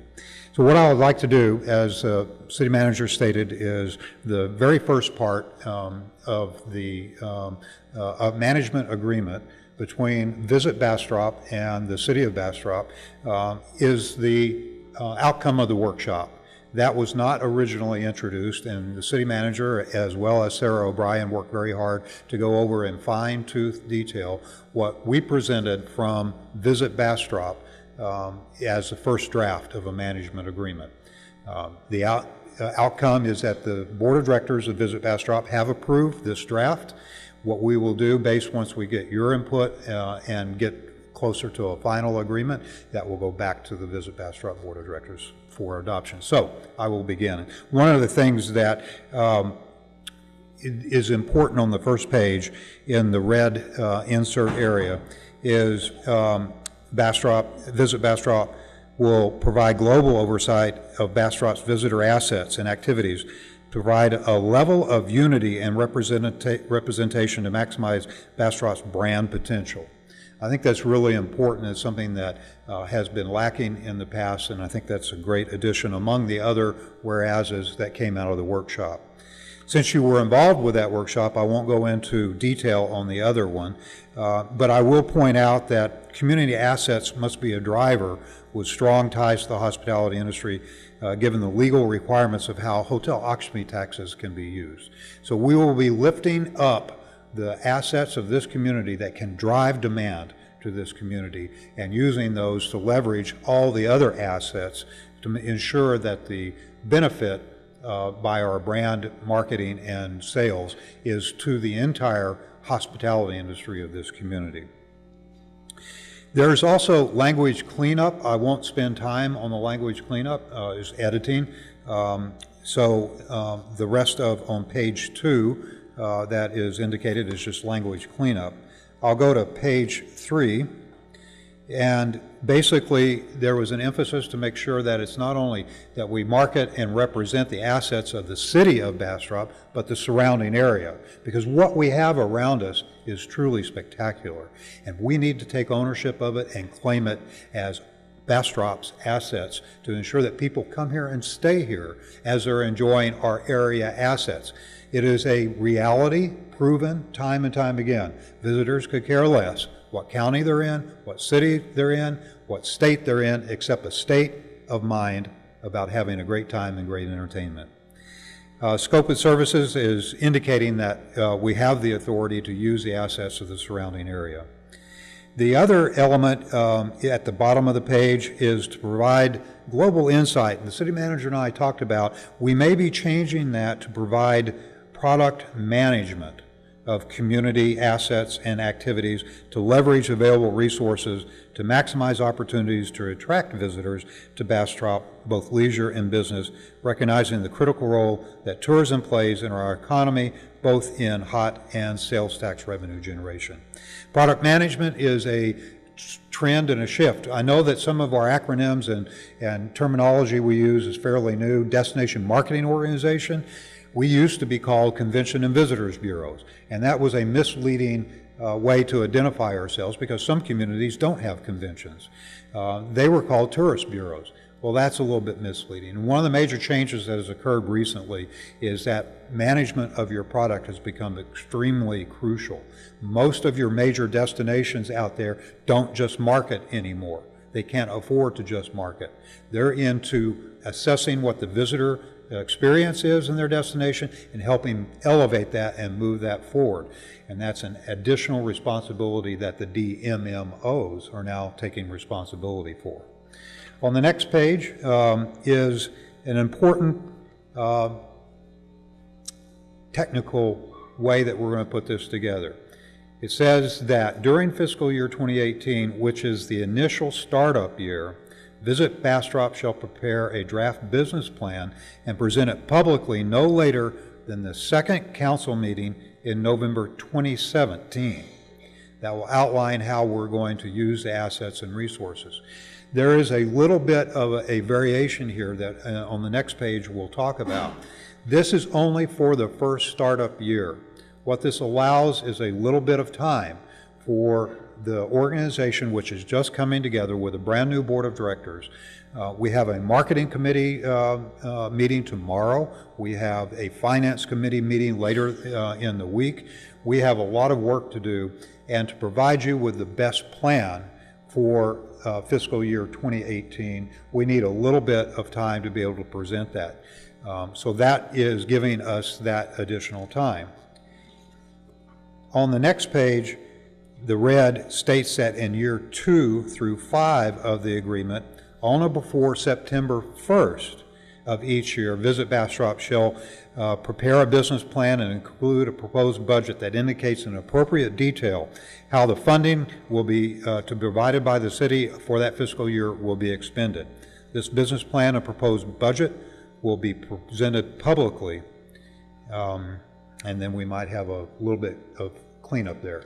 It got deleted, but it will be presented in context in a public meeting at a council for the world to know. And the purpose of before September 1st is we're still in our workshop phases of the budget development. So we will incorporate an opportunity for them to do that while we're still discussing the budget and before we move into the public hearings on the budget. So that got erased, and my apologies, but that's the intent. The other addition in this is after approval by the board, the approved business plan shall become incorporated in the agreement as Exhibit A. The parties understand that circumstances during any period of time may differ from those contemplated when the business plan was approved. Therefore, amendments to the business plan may be made by the board within any fiscal year. However, material changes to the approved business plan affecting the expenditure of HOT must be approved in writing by Visit Bastrop prior to the implementation of such material changes. One of the things about our industry is that we have to maintain some flexibility. And we can put together the best business plan that we can possibly forecast at that point in time. But things will happen, such as emergencies and disasters, that may shift our focus in any given year. We need that flexibility to be able to do it. But I will pledge to you that any good organization tries to stay as close as they possibly can to their business plan without much deviation, and that's my pledge to you. The next page, on page 6, basically is identifying some of the deliverables, that there will be monthly written status reports similar to the Albuquerque, New Mexico report shown in Exhibit D. What that is, the Albuquerque report is an example of the reporting of the metrics of the performance of the organization, as well as the performance of the destination. So occupancy of hotels is part of the report, performance of the sales efforts, leads generated, room nights generated, the various different metrics for social media, website development or website exposure to the community as well as the consumer. All of those metrics are there as guides to provide the output of the organization. And so the exhibit that is being presented is a guide to show the format. We will not be able to emulate that or to copy that form in its entirety because we don't have some of the historical data that form has that it reports. But over time, that we will move to that full report and have that type of detailed report. But at the beginning, we'll have the data that we have available to be able to report. Mayor? I just wanted to point out, I think I was in the audience during the April joint session, and I believe that's the exhibit that the sitting council members reviewed and said, these are the metrics that we want, right? That's correct. What you're referencing. That's correct. On page 7, this one is that the direct marketing organization are international. Within 4 years of execution of the contract, Visit Bastrop must include a plan in their annual business plan to seek accreditation status, to be recognized as an organization of excellence of best practices within the next fiscal year. My previous organization, Visit Albuquerque, we were one of the first 50 destination marketing organizations to be accredited in the United States. It is a tough go. But we are already starting in setting up our financial policies and procedures as well as other processes for operating the organization to become accredited. So we will be able to achieve that standing. I think it's very important that this become an accredited destination marketing organization. The parent organization just changed their name. They were Destination Marketing International. They have now become Destinations International. So you will see a change from DMAI to DI. The other on this page is basically just cleanup. We'll go to page 8. This is a clarification. It states that Visit Bastrop shall be the sole provider of the services delineated in Article 2 thereof. Nevertheless, the city's visitor center shall continue visitor information operations in its normal course of business, and in addition, Main Street and the Bastrop Chamber of Commerce shall continue to promote visitors as part of their organizational mission in accordance with Visit Bastrop. I think that's very important. It basically says even though we're the sole provider for the basic marketing, that there's others that are involved in bringing destination attributes to this, and it states those clearly who they are. On page 9, it says that in the red line, again, a qualification of who else can provide marketing services shall include, but are not limited to, Main Street and the Bastrop Chamber of Commerce. The rest on that page is cleanup. We'll jump to page 12. There was a strike-through of previous language that our legal advice in putting this together had in the original document. That was actually inappropriate. It stated that in terms of termination of this agreement, that violation of city, state, or federal laws by Visit Bastrop as a result of commissions and or conviction of a crime of moral turpitude. An organization can't commit a crime of moral turpitude. So that was an inappropriate statement that was on behalf of the organization that was struck. I wanted to explain that. That will be in the oversight and rules that I will have to abide for. I may be terminated if I am convicted or commit moral turpitude, and heaven forbid that that would ever happen. But if it did, then I would hit the road, absolutely. The rest is just cleanup on the rest of this page, and so we will jump to page 14. And this is protection for the city, and it's a requirement that any employee or board member with financial responsibilities that include access to hot funds shall be bonded to a minimum amount of $100,000 each. It also specifies, our workman's comp, our employer's liability, et cetera. Again, all coverage in order to protect the city of Bastrop. We'll jump now several pages ahead. Page 18 is just cleanup, and we're almost done. Page 20 is cleanup. On page 24, or 21, sorry, it adds Exhibit D, which is the Albuquerque, New Mexico Monthly Report of Performance Measures, as an example of performance measures that shall be reported. And that is all the changes in the primary document. You also had for your review. Before Yes. you leave that, let's just offer from folks that may not be as involved in this process as some of us have been. The direction that was given from the City Council back in April was that we have a contractual agreement with the direct marketing organization with very clear expectations. And so what Dale has walked through is scope of service, very clearly delineates the scope of service with the expectation that there will be ultimately heads and beds. What council wanted was to make sure that there was broad representation of all of our community assets. Those assets were defined as art, history, hotels, restaurants, retail, sports, outdoors, recreation, the Hyatt, nightlife, entertainment, and film. The DMO has taken care of that through their bylaws. Essentially, each one of those categories are represented by a board member. And it was important for the council to ensure that each one of those groups were represented, equally represented, so that the uniquely Bastrop fabric continued, and they've done that. The way that a community asset is defined is it has to be a driver with strong ties to the hospitality industry, given the legal requirements of how hotel occupancy funds are spent. And so that's ultimately heads and beds.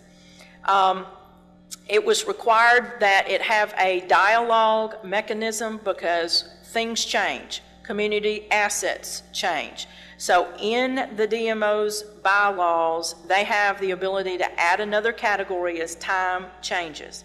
And then council agreed that no council representation would be on the board. that is also included.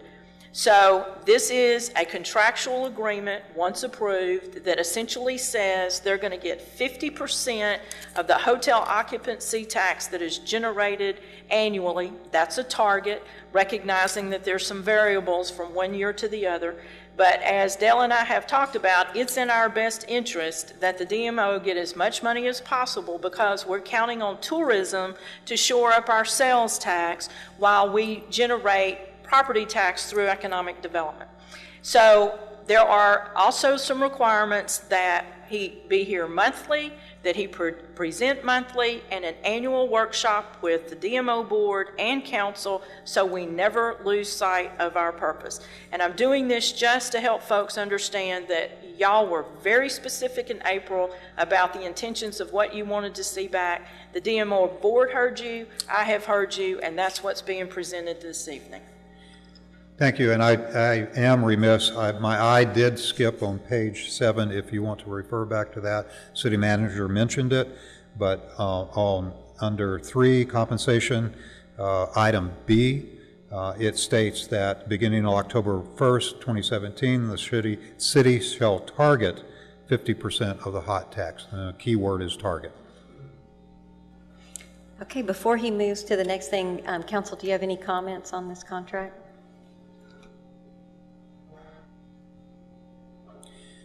Just to point out that the other exhibit was presented to you. There were no changes to the draft of Exhibit B, which is the transition plan. And what that basically does, Mayor and City Council, is provide us the ability to use and maximize the leftover hot funds that have not been used for this fiscal year, and get them programmed to establish the organization, get it up and running, and to start marketing immediately now. The target for that will be discussed at our marketing committee tomorrow. The target for those immediate commitments of marketing will be for the Veterans Car Show and our Christmas events and activities for this destination. We need to be able to program and make commitments for the type of aggressive campaign to tell everyone in the Austin and Houston markets primarily that we have something very unique and exciting. You need to come here, and you're missing out. There's something else that a common language, in a conversation with the city manager, we kind of laughed about it. Something is really starting to develop along the lines, you think you know Bastrop, you don't know Bastrop. And that's our job, is to be able to clearly and concisely, in an exciting manner, tell people, just wait, the best is yet to come. You just don't know Bastrop. So that's what our goal is, it's our objective. It's very exciting to be here and to help start up this organization and help move the destination forward. I'll stand for any other questions that the council and mayor may have. Thank you very much, Mr. Lockup, for your presentation. Any comments? All right, thank you very much. Thank you. We're now moving to 6B, receive presentation of unaudited monthly financial report for the period ending June 30th.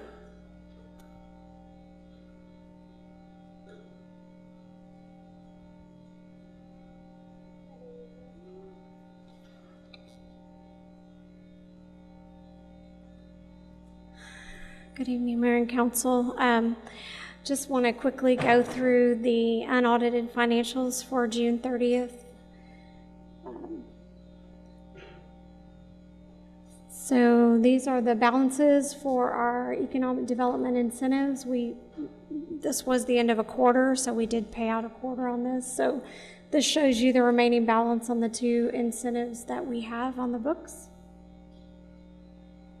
Our legal fees are still within budget. We budgeted $200,000. We're at $147.92 as of June 30th.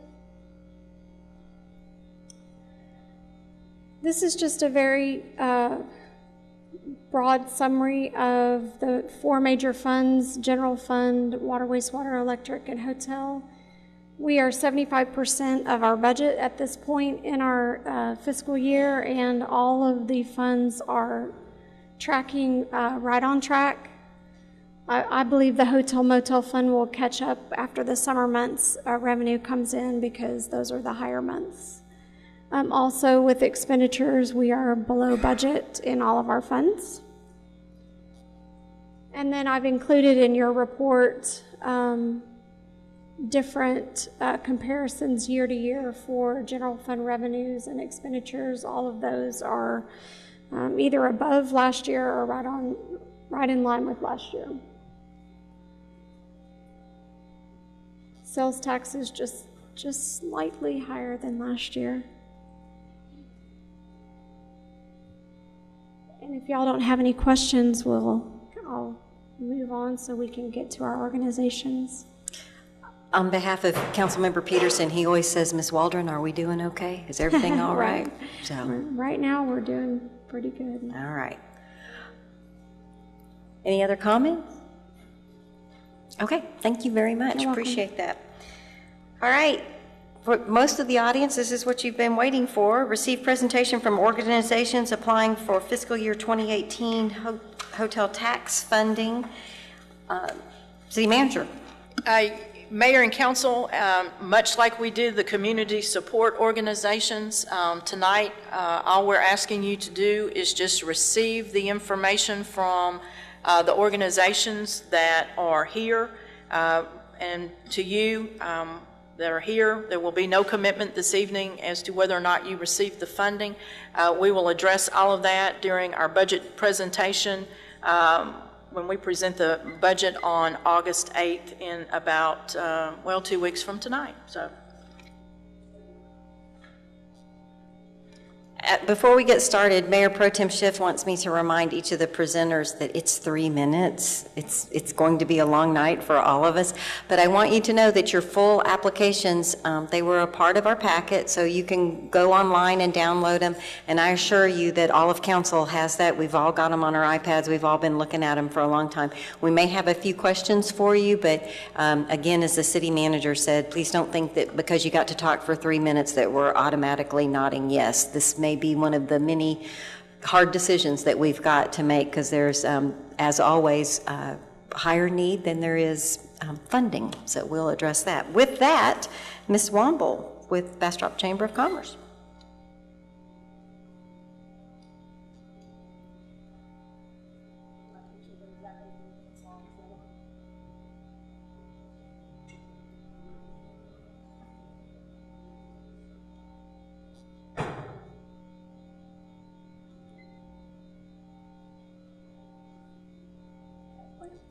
Hi, I'm Becky Womble with the Bastrop Chamber of Commerce. And first of all, I want to thank you so much for the additional funding that you gave us back in, I guess it was April, May timeframe, because it allowed us to expand this 26-year tradition into a multi-day event of 2 days.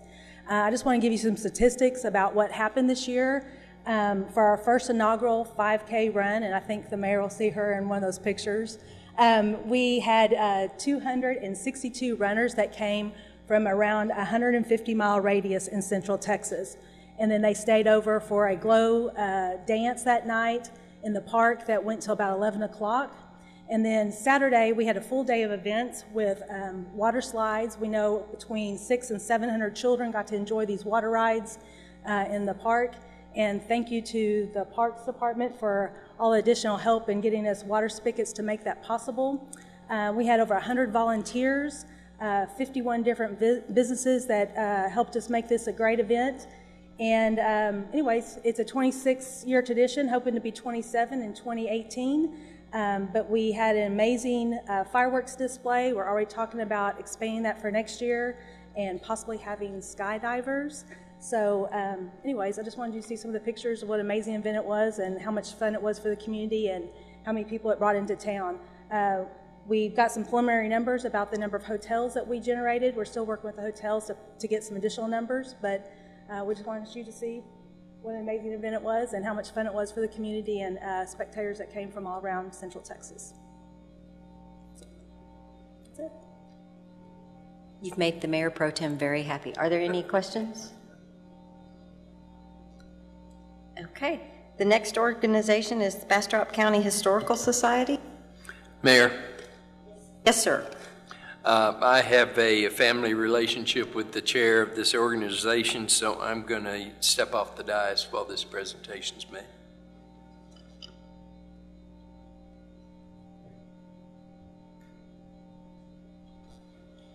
Okay. evening. I'm Casey Pekas. I'm the director of the Bastrop County Historical Society, the Visitor Center, the museum, and the research library. Tonight, I'm just going to focus on the museum and the research library, which is what our proposal is for. Okay. Just want to say thank you for letting me speak tonight. And here we go. 120 years ago, a group of Bastrop County women got together and formed the Ladies Reading Circle. 55 years later, they started what we know today as the Bastrop County Historical Society. That was 65 years ago. Over the last 65 years, many incredibly talented and dedicated volunteers, along with a few staff, have created a remarkable museum of Bastrop history, along with a research library where the history of Bastrop County is preserved and promoted for all. The museum includes temporary exhibits, along with extensive collection of permanent exhibits that include a timeline from early history to present, life in the years of the Republic of Texas, and the effects of World War II and Camp Swift, just to name a few. Our recent temporary exhibits include Texas State of Clay and Bastrop Then and Now. The BCHS Research Library includes more than 6,000 archival documents, 4,000 photographs, and 230 maps, all to be logged into the museum's searchable database, making them easily available to Bastropians, visitors, historians, students, researchers, and genealogists. The library truly is the heart of the museum, the source of information for researchers, and the beautifully executed exhibits. Each year, over 150 individuals visit the library in search of items that might provide answers to questions they have about those who came before them.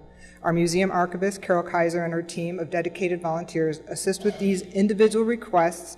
They also provide materials for the exhibits and information for city programs like the Main Streets Imagine the Possibilities.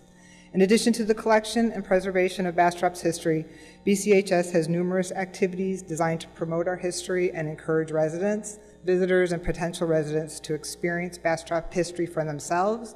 These activities include tours that range in attendance from 10 to 450 people, historic homes tours, step-on bus tours, private group tours. We also have educational and informative quarterly speakers, which unfortunately you all missed on Friday, and advertisements in a variety of publications. In the coming year, we will continue the process of cataloging, restoring, and professionally preserving every item in the Society's library. We will provide research for all who seek it, increase our oral history collection, complete 3 additional permanent exhibits, and increase our offerings of coordinated tours. All will be promoted in ways that encourage out-of-towners to visit and stay in Bastrop. On behalf of everyone at the Bastrop County Historical Society, I thank you for your consideration in supporting the work of collecting, preserving, and promoting history of Bastrop. Thank you. I have a quick question for you. Does anyone else have any questions, any comments? So it's 2 different requests, correct? And I thought the second request was for the holiday home tours, but it's not, it's for all tours? Well, I wanted to just also state that we do all tours, and homes tour is part of that. But yes, it is just for the homes tour. It is just for the Correct. home tour? Yeah. Okay. Okay, thank you. Anybody else? Okay.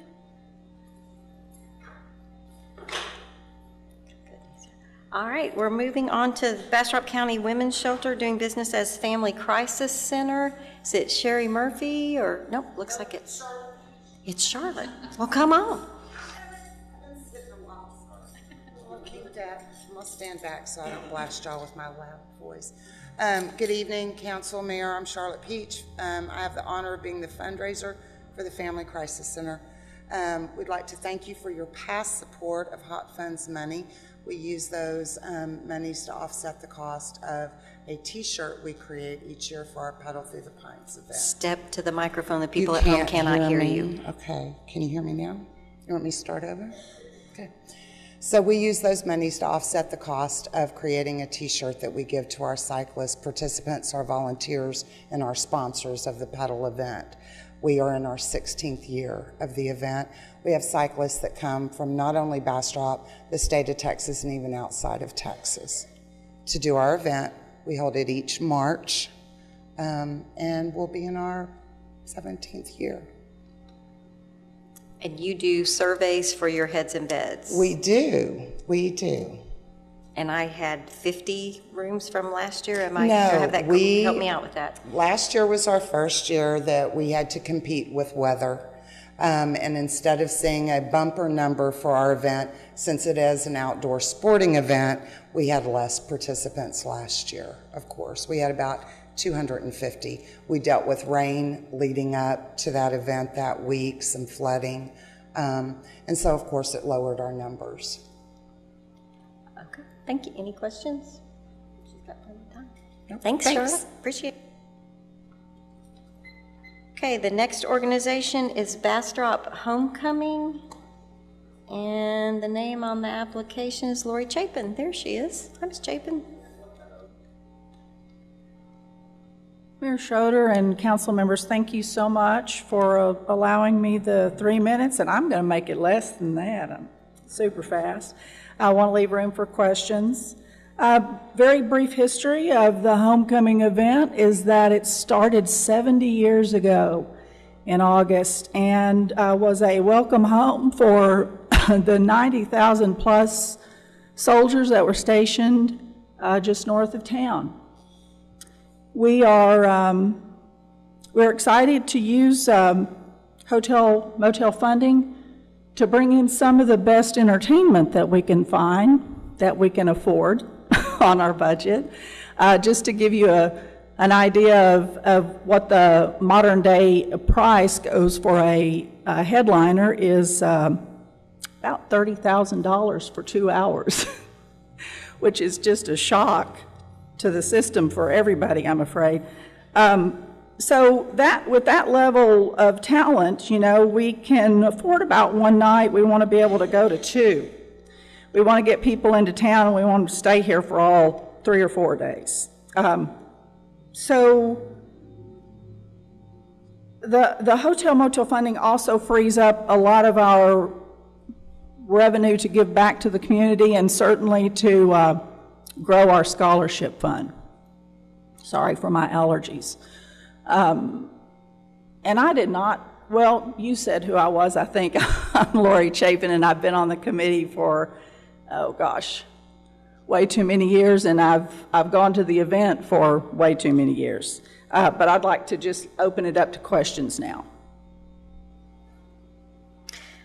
Ms. Chapin, I had a question. I see that you're estimating 1,000 rooms. How are you coming up with that? Well,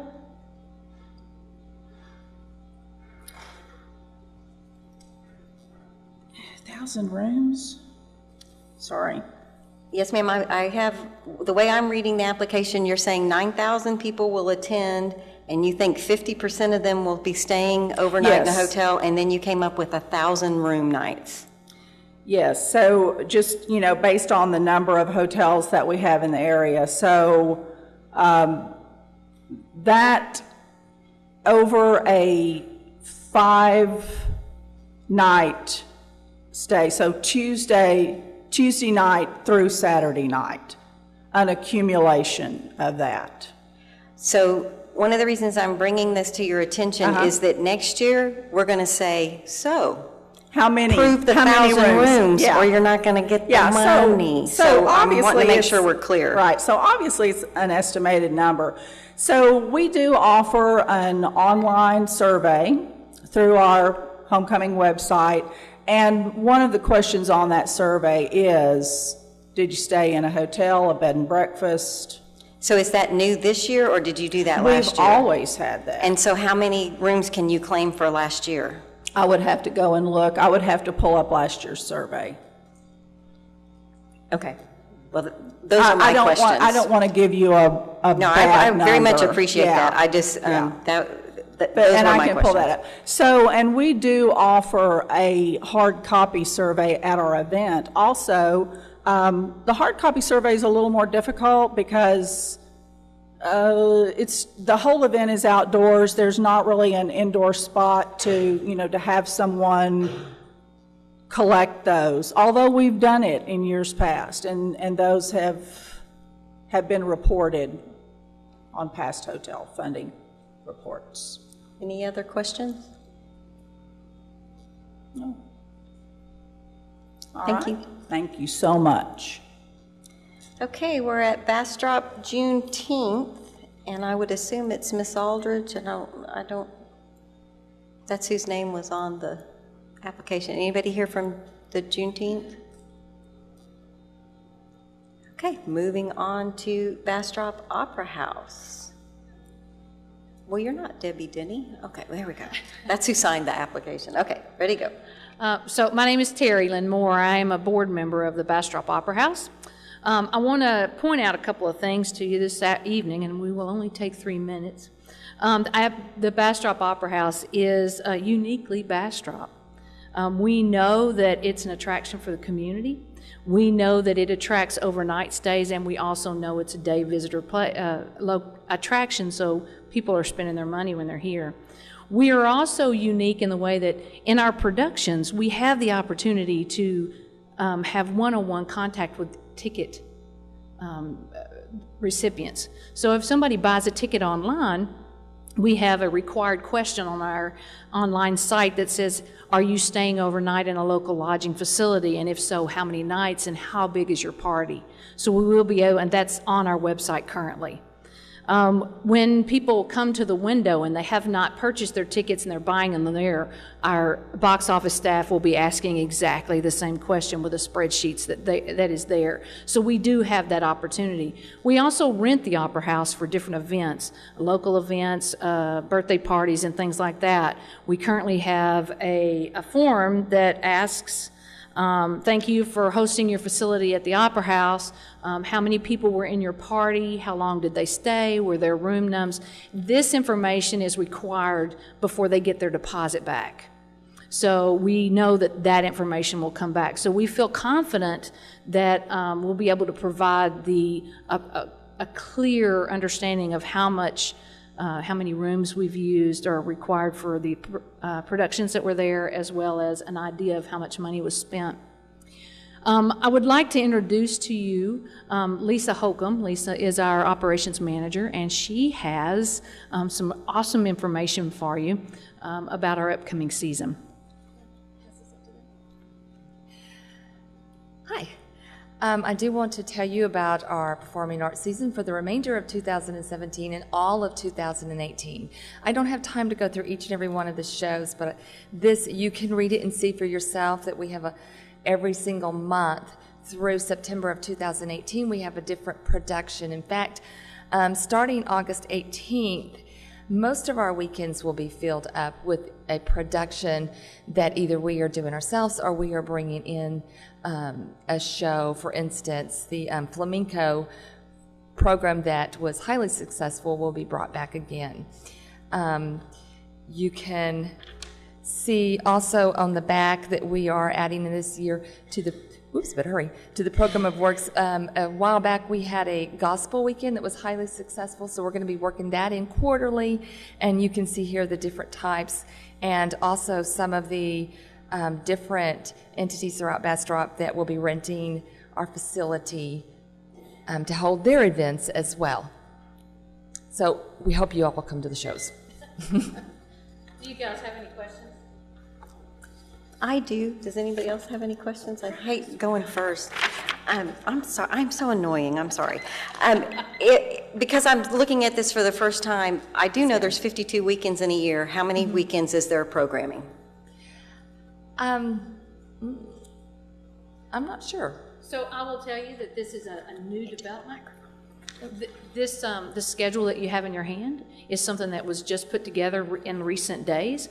It is leaving open some of the weekends so we can bring in some of those other attractions that are in and also leave available for rentals for the community. If you'll see on the back page, there are already some events that are scheduled there, like the Rendezvous, the honor choirs, fundraiser, and things like that. So there will be those types of events that are scheduled in the Opera House as well. When you get a chance, I'd like to know that. There's this many scheduled weekends, there's this many open, and of that, this many have, we've already made arrangements.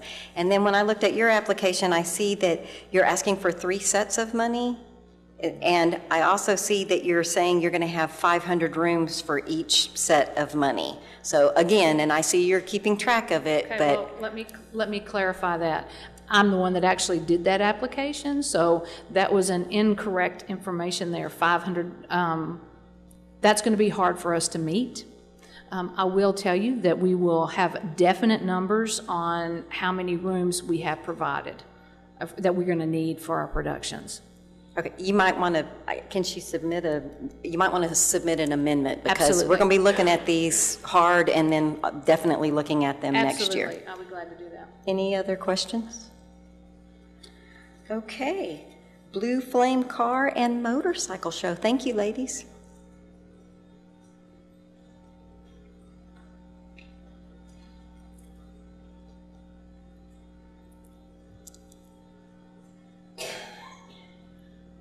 Greetings, Mayor, City Manager, and to the council members. Good afternoon. My name is Peggy Miller. I am a member and secretary of the Blue Flame Cruisers Car and Motorcycle Club of Bastrop, Texas. Thank you in advance for just considering our request. Our visitor attendance have been growing each year. We are now 10 years strong, and to just give you a little history, we just started just a family car club and said, let's do something. Let's just make something for the community, something different for Bastrop. And we have grown each and every year. And thank you, City, for letting us use this spot for many, many years. But this year we outgrew it because of our larger number of participants. Our name is getting out there as a really standard, solid car club.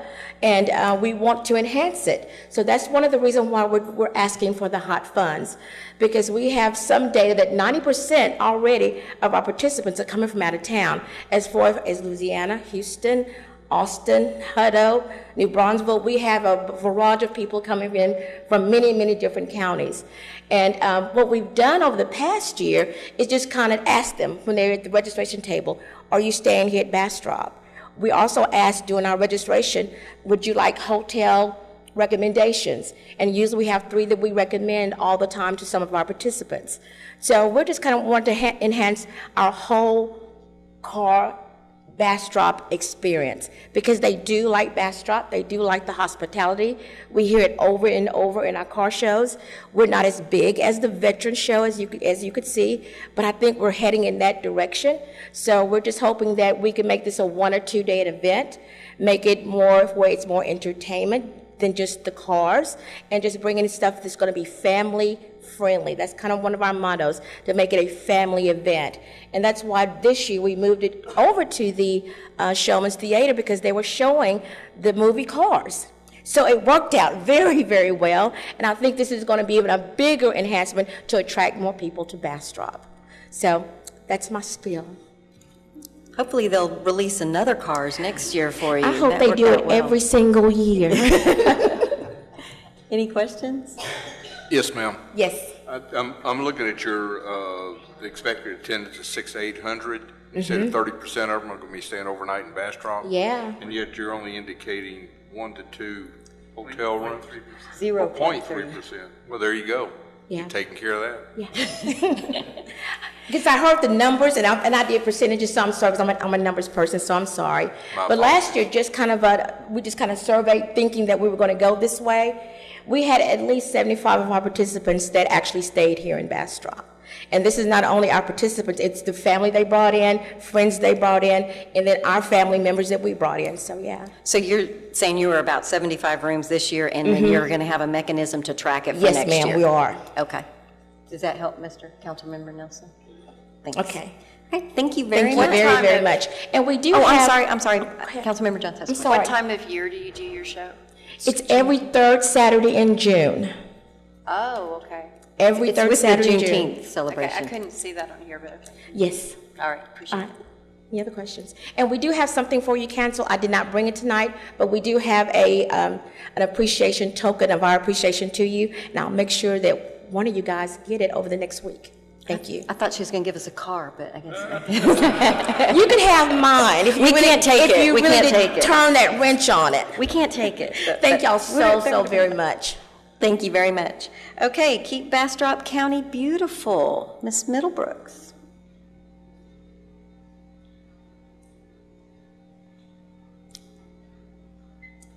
Good evening, Mayor, council members. It's an honor to be standing with you again.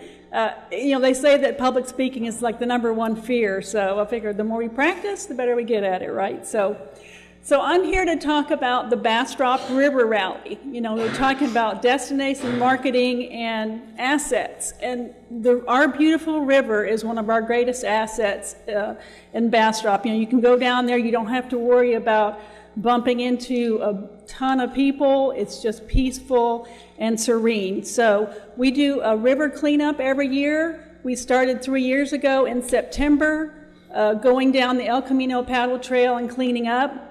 Then we added a little kids activity area the next year.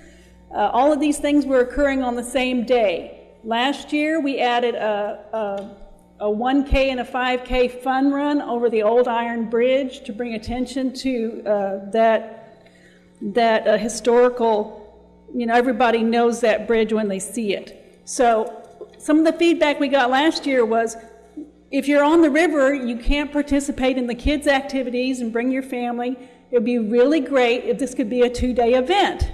So, so we decided this next year we're going to do it around Earth Day. It happened to be Earth Day is the 21st and 22nd, so we'll do a Saturday and a Sunday. Saturday we'll have an early morning river run. It will be a timed event. And one of the questions we will ask folks that sign up for the run is, are you going to stay overnight, so we can keep track of that.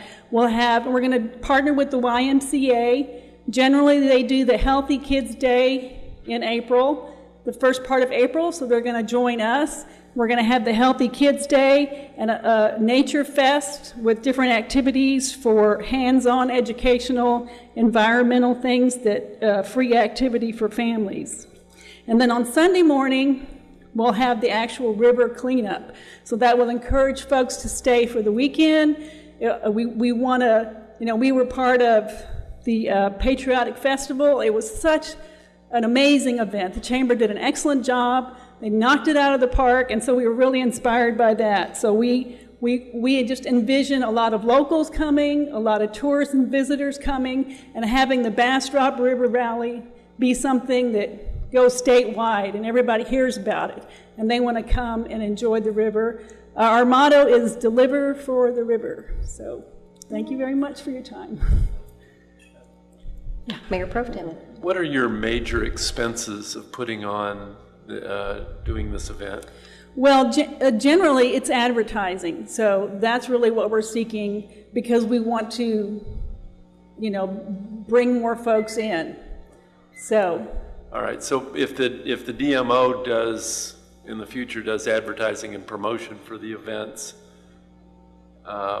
what beyond that would you need to fund? I mean, you know, do you bring in some outside, you know, you have a band, or it sounds like you have volunteers that help clean up the river. Where are your expenses for this event beyond advertising? Right.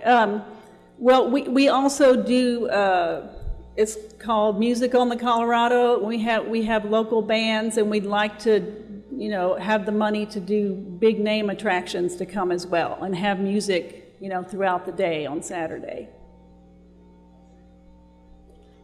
Okay. Any other questions? And looking at yours, the same kind of thing. And you said you'll be asking them when they register for the race and stuff. I'm seeing that you're hoping for 700. And that's for the next one for April of next year? Yes, ma'am. And that you're estimating 80 hotel rooms? Right. Okay. Any other questions? Okay. Thank you very much. Thank you. Okay. Lost Pines Leathernecks Detachment. 1384. Thank you, Madam Mayor, council members. My name is Tony Paletti. I'm the Commandant of Lost Pines Leatherneck Detachment 1318. Marine Corps League, no, what's that? 1384. Department, Marine Corps League, Bastrop County, Texas. Well, I blew that one right off the bat. What we have here, the Marines have landed. I have my board members, I have my committee members, not everyone, of course, and I have my elected officers as well. And I'm standing here in front of you because I represent an organization that began in 2011, and our mission, and it's perfect to Mrs. Humble's statement when she talked about mission, vision, and all those other aspects. It's perfect because we focus only on one small aspect of Bastrop and Bastrop County, and that's the vets. Okay, that's all we focus on is vets. We have a lot of great organizations out here that take care of a lot of group of people, but we focus on the vets. So in 2016, and you have my paperwork in front of you, 2016, we supported 6 vets, and we dished out almost $7,000 that we raised. 2017, we're up to 10, and I think we have 2 that are pending right now, and we've already spent over $7,400 on those. Okay. So, and one more thing about April and June, our quarterly, we have to submit an activity report, and Jim right here does it. We submit it to the state. We've already had 12 operational requirements just in those 3 months. So we're very busy for a detachment in the county. Some of you may know or may not know a gentleman named Richard Hutchins. He's the Bastrop service officer. He's a retired Air Force colonel, and he's the Veterans Service Officer, and he looks to us as his 9/11 force. Whenever he has a vet that needs help, he contacts us because he knows we'll get the mission done. And Wayne over there, Wayne, he's the man that's in charge of something called FAITH. And I'm still new at this, so I got to look and make sure I say it right. Funding assistance in trying times. So anytime a vet needs help, all they do is they contact us, fill out the paperwork, we vet them, and we provide them some sort of assistance. Now, where's this going? Because you're looking at your paper and you're going, I'm going to need another minute. I'm a full bird colonel, so you got to give me another minute. So anyway, where am I going with this? Well, I'm going because right now, based on what you said earlier about your vision statement, okay, we are also looking at the same thing. We're also looking at tourism. You're looking at a gentleman that fought the battle back in June, and we beat the Omni Hotel in Katy, Texas. And if you know what the Omni Hotel is, it's a huge hotel.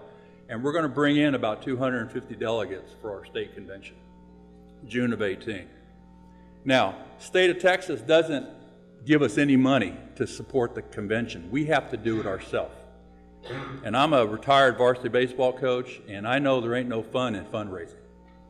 But we raise money, and we do a very good job, and Don, the gentleman over there does a great job with our golf tournament, and he raises our money.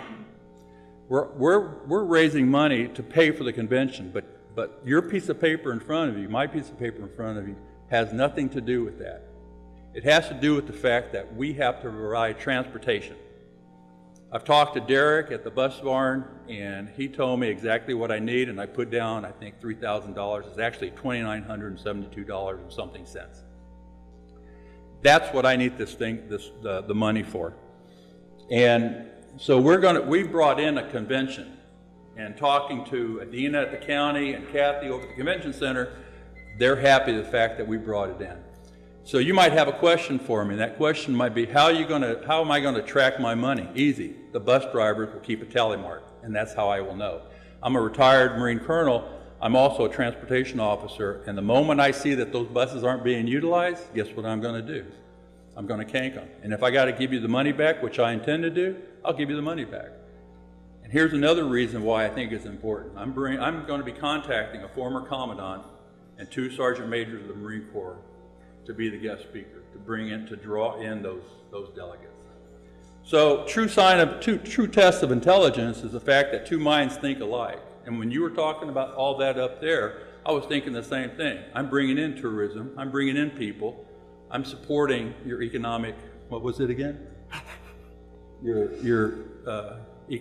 focus area, economic vitality. Vitality. So I'm supporting that.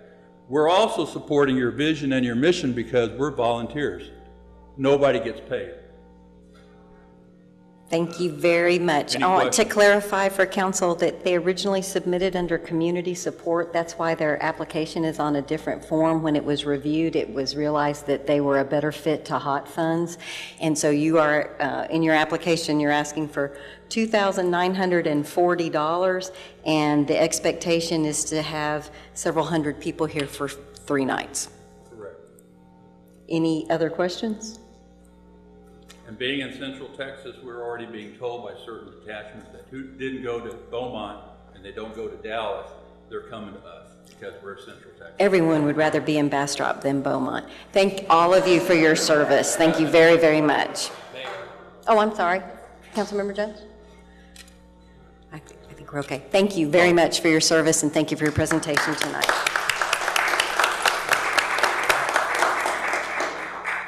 Okay, the last organization to present is Tough Mudder. You don't look like Tough Mudder. I have a video.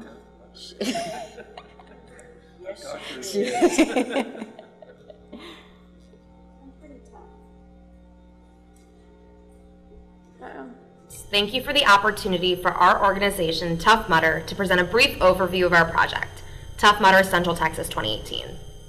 Tough Mudder is a 10 to 12 mile obstacle course challenge designed to test participants' overall strength, stamina, teamwork, and mental grit. A typical Tough Mudder weekend consists of the signature 10-mile Tough Mudder event, a 5-mile Tough Mudder half event, a 10-mile Tougher Mudder event, which is a competitive wave of the Tough Mudder event, and a 1-mile Mini Mudder event for children. Tough Mudder Central Texas will be held on May 5th, 2018 and May 6th, 2018 at McMahon Ranch for the 3rd consecutive year. As this community has been so hospitable to our event, Tough Mudder Central Texas 2018 is in the process of being chosen to host America's Toughest Mudder South, an 8-hour endurance event challenge that will run from Saturday at midnight to Sunday at 8 a.m.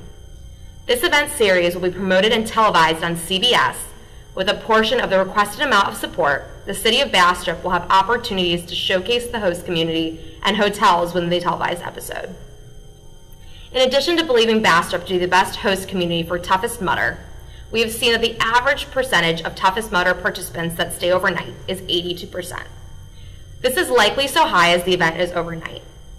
This information comes from an average of the percentages of the 4 Toughest Mudder events that we have had to date. Bastrop is well equipped to host a growing number of mudders, and the potential to promote the city on CBS post-event will inspire organic tourism to the region. We are so excited to be returning to Bastrop in 2018 with a new event format, and potentially having the opportunity to promote the community and its many assets through national campaigns and on national television. Thank you in advance for your consideration of our project and for your past support in hosting Tough Mudder in your community. Thank you. Well, Mayor Pro Tem Schiff like that because she's under her. Can we ask a question? Yeah.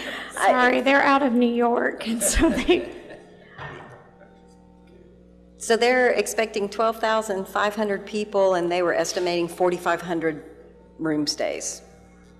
Okay, I think that's all the information, and they're not here to answer any questions. So I think that's it on this item. Is that correct? Anything else we need to discuss?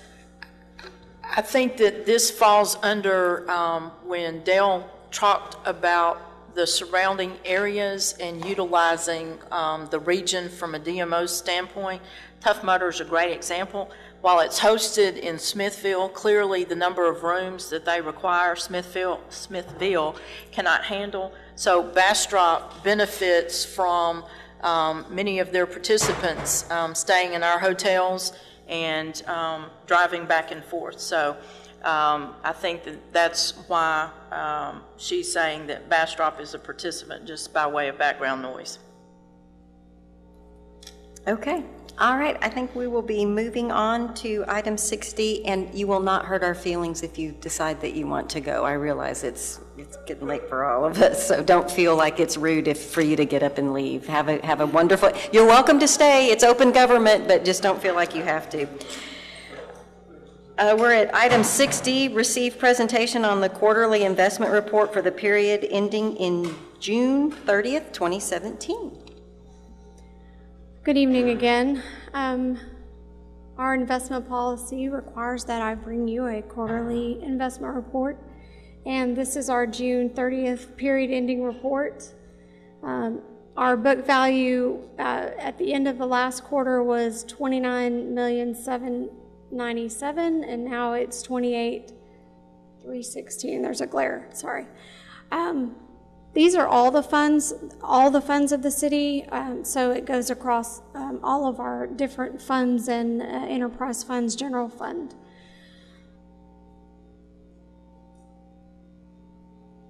the way we have the investments diversified right now, I've got 48% in CDs and securities, 50% in pools. We've got about 1% in money markets and 1% in our demand deposits, which is our pooled account.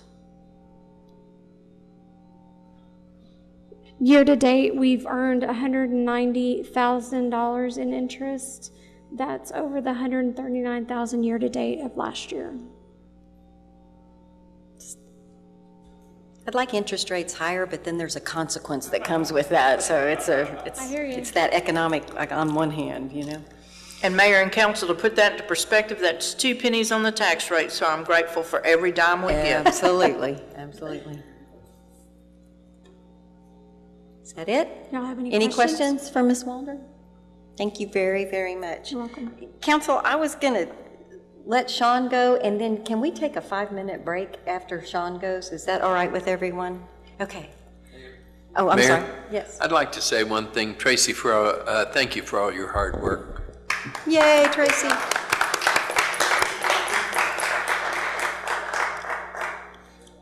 Okay, Bastrop Economic Development Corporation, you're standing between us and break. Ready, go. Thank you, Mayor, Council, City Manager, community for having me.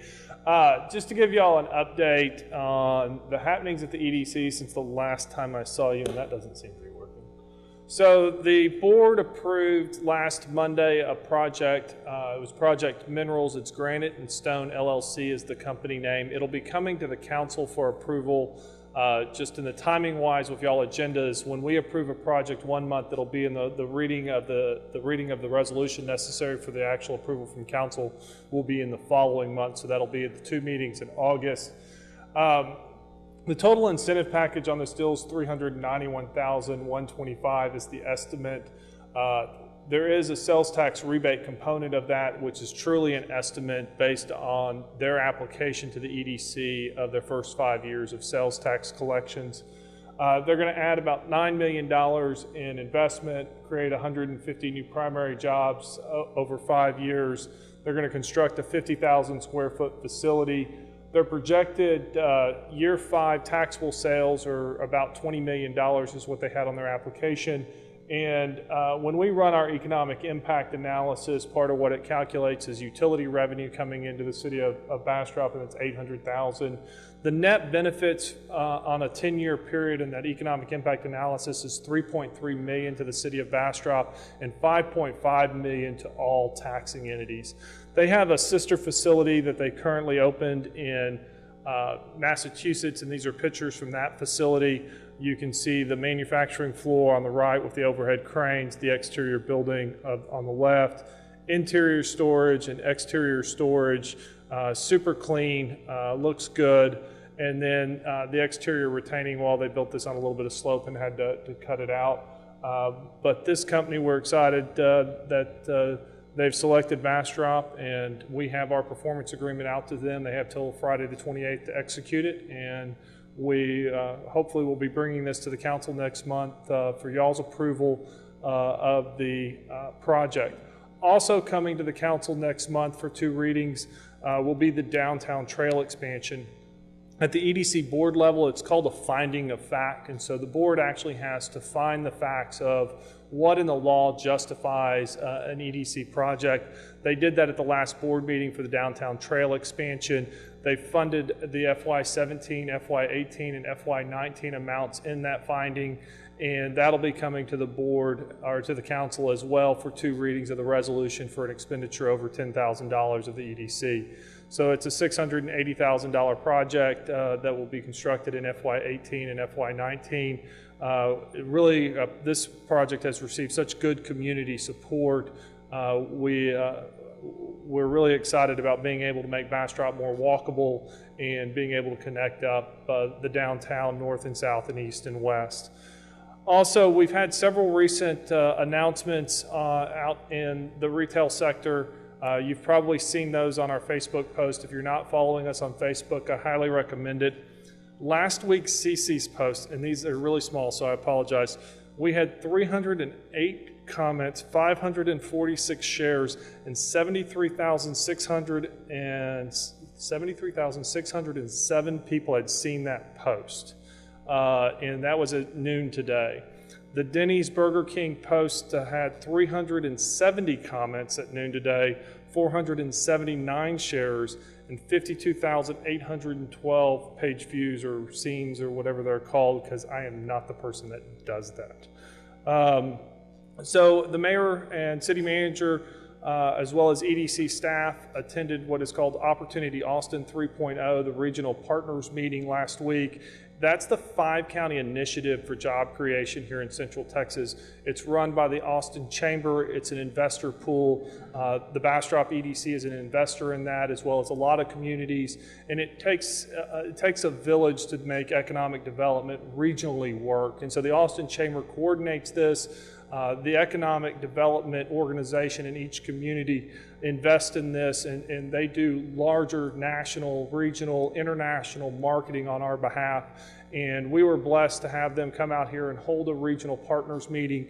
It's EDOs from the region, it's state agencies, it's regional utilities. This is a meeting of all of the folks that I work with across this region. The interesting thing about this is Sharice Bodic, who heads that up for the Austin Chamber, said this was the most well-attended regional partners meeting that she could remember. We had 50 regional partners learning about what Bastrop has to offer, and that's critical when there's marketing trips out into the region and out into the state.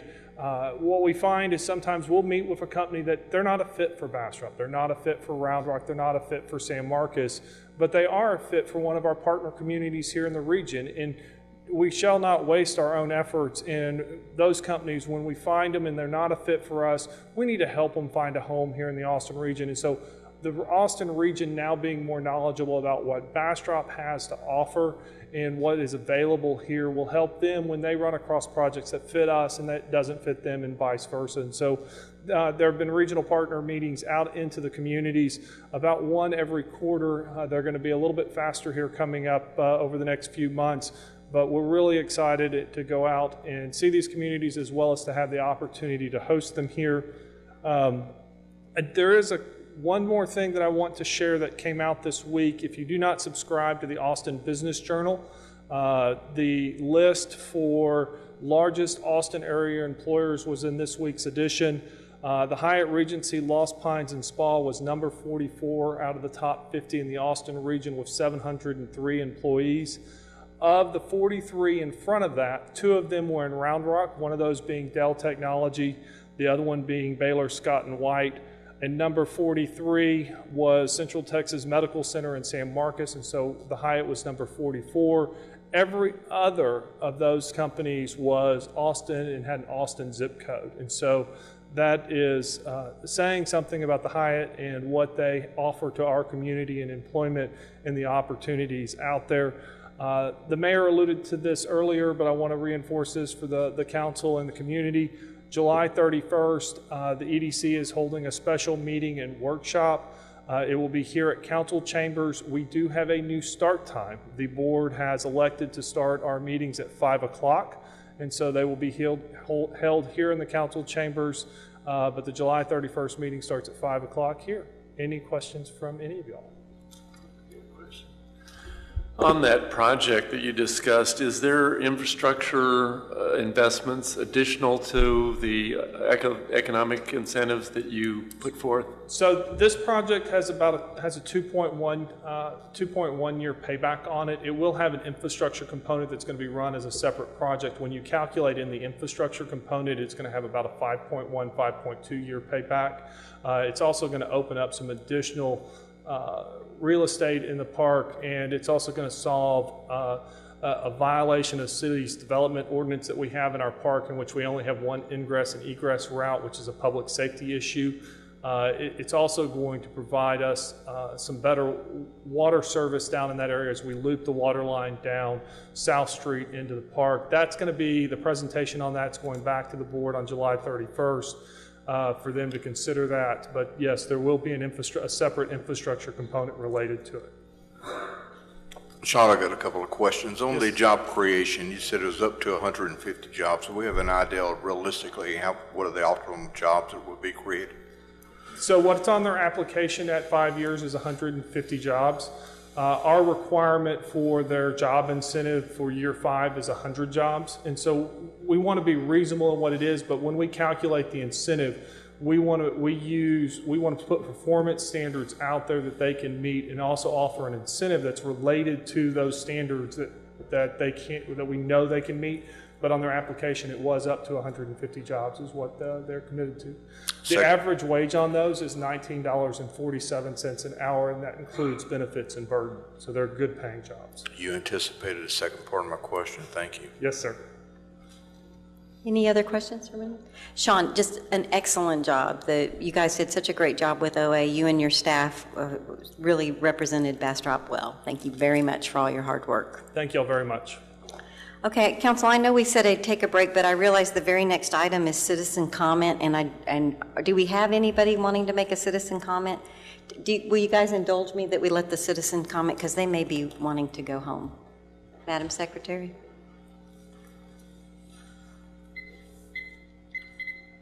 Linda Curtis. I absolutely promise this is less than 30 seconds. Council members, I am trying to convey this, that we do not want to do a petition drive to overturn an ordinance that you might wind up passing in August. So I'm trying to work with you, and what I'm asking you to do, Mayor, rather than tell me I need to input, I was trying to convey that there's something I need to be able to do that adequately, as well as you and the rest of the public. We need a cumulative red line copy of the entire ordinance, and therefore the changes in the entire ordinance, and that's going to help all of you, including me. End of my comments. Thank you. Thank you very much, Ms. Curtis. Any other citizen comments? Okay, we're going to recess for 3-4 minutes. We're in recess.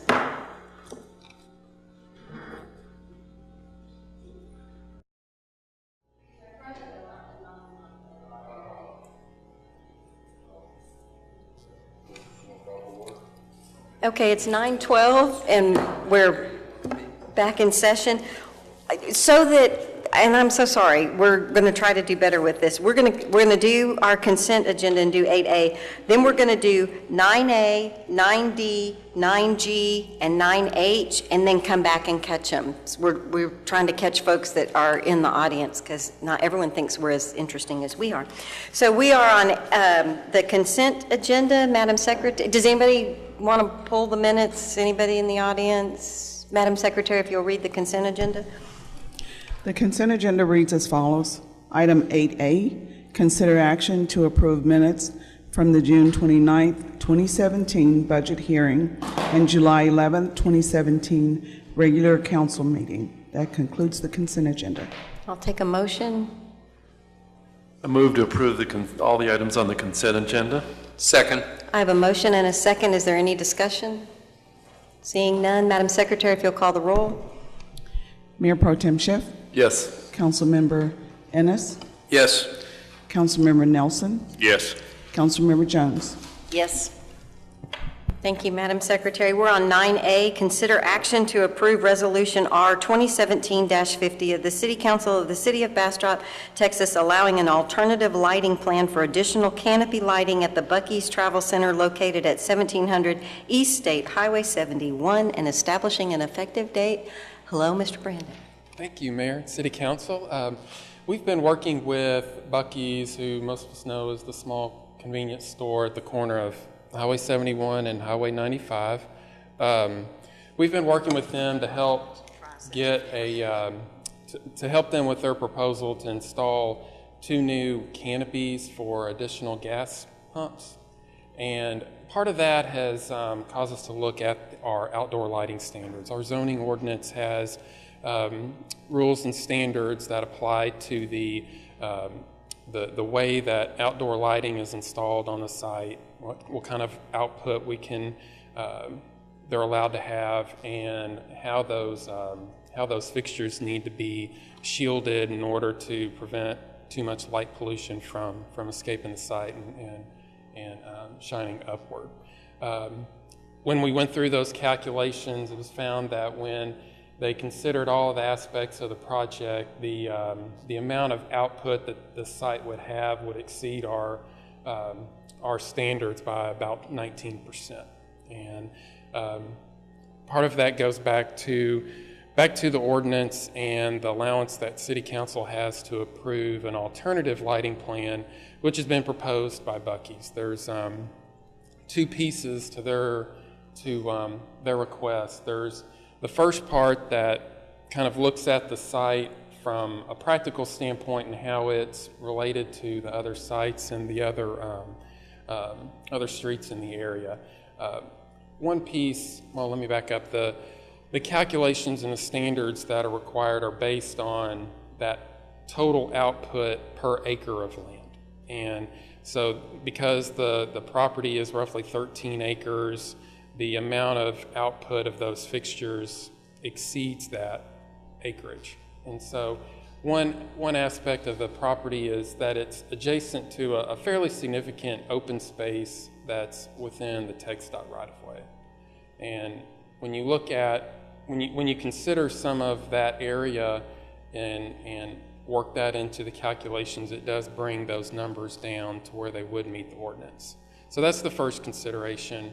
The other consideration is Buc-ee's has proposed to help fund replacing other light fixtures within the city with new fixtures that are compliant with what we call a night sky design, where it's they're shielded on the top so that it limits how much water or how much light is reflected upward. Sorry, got drainage on my mind.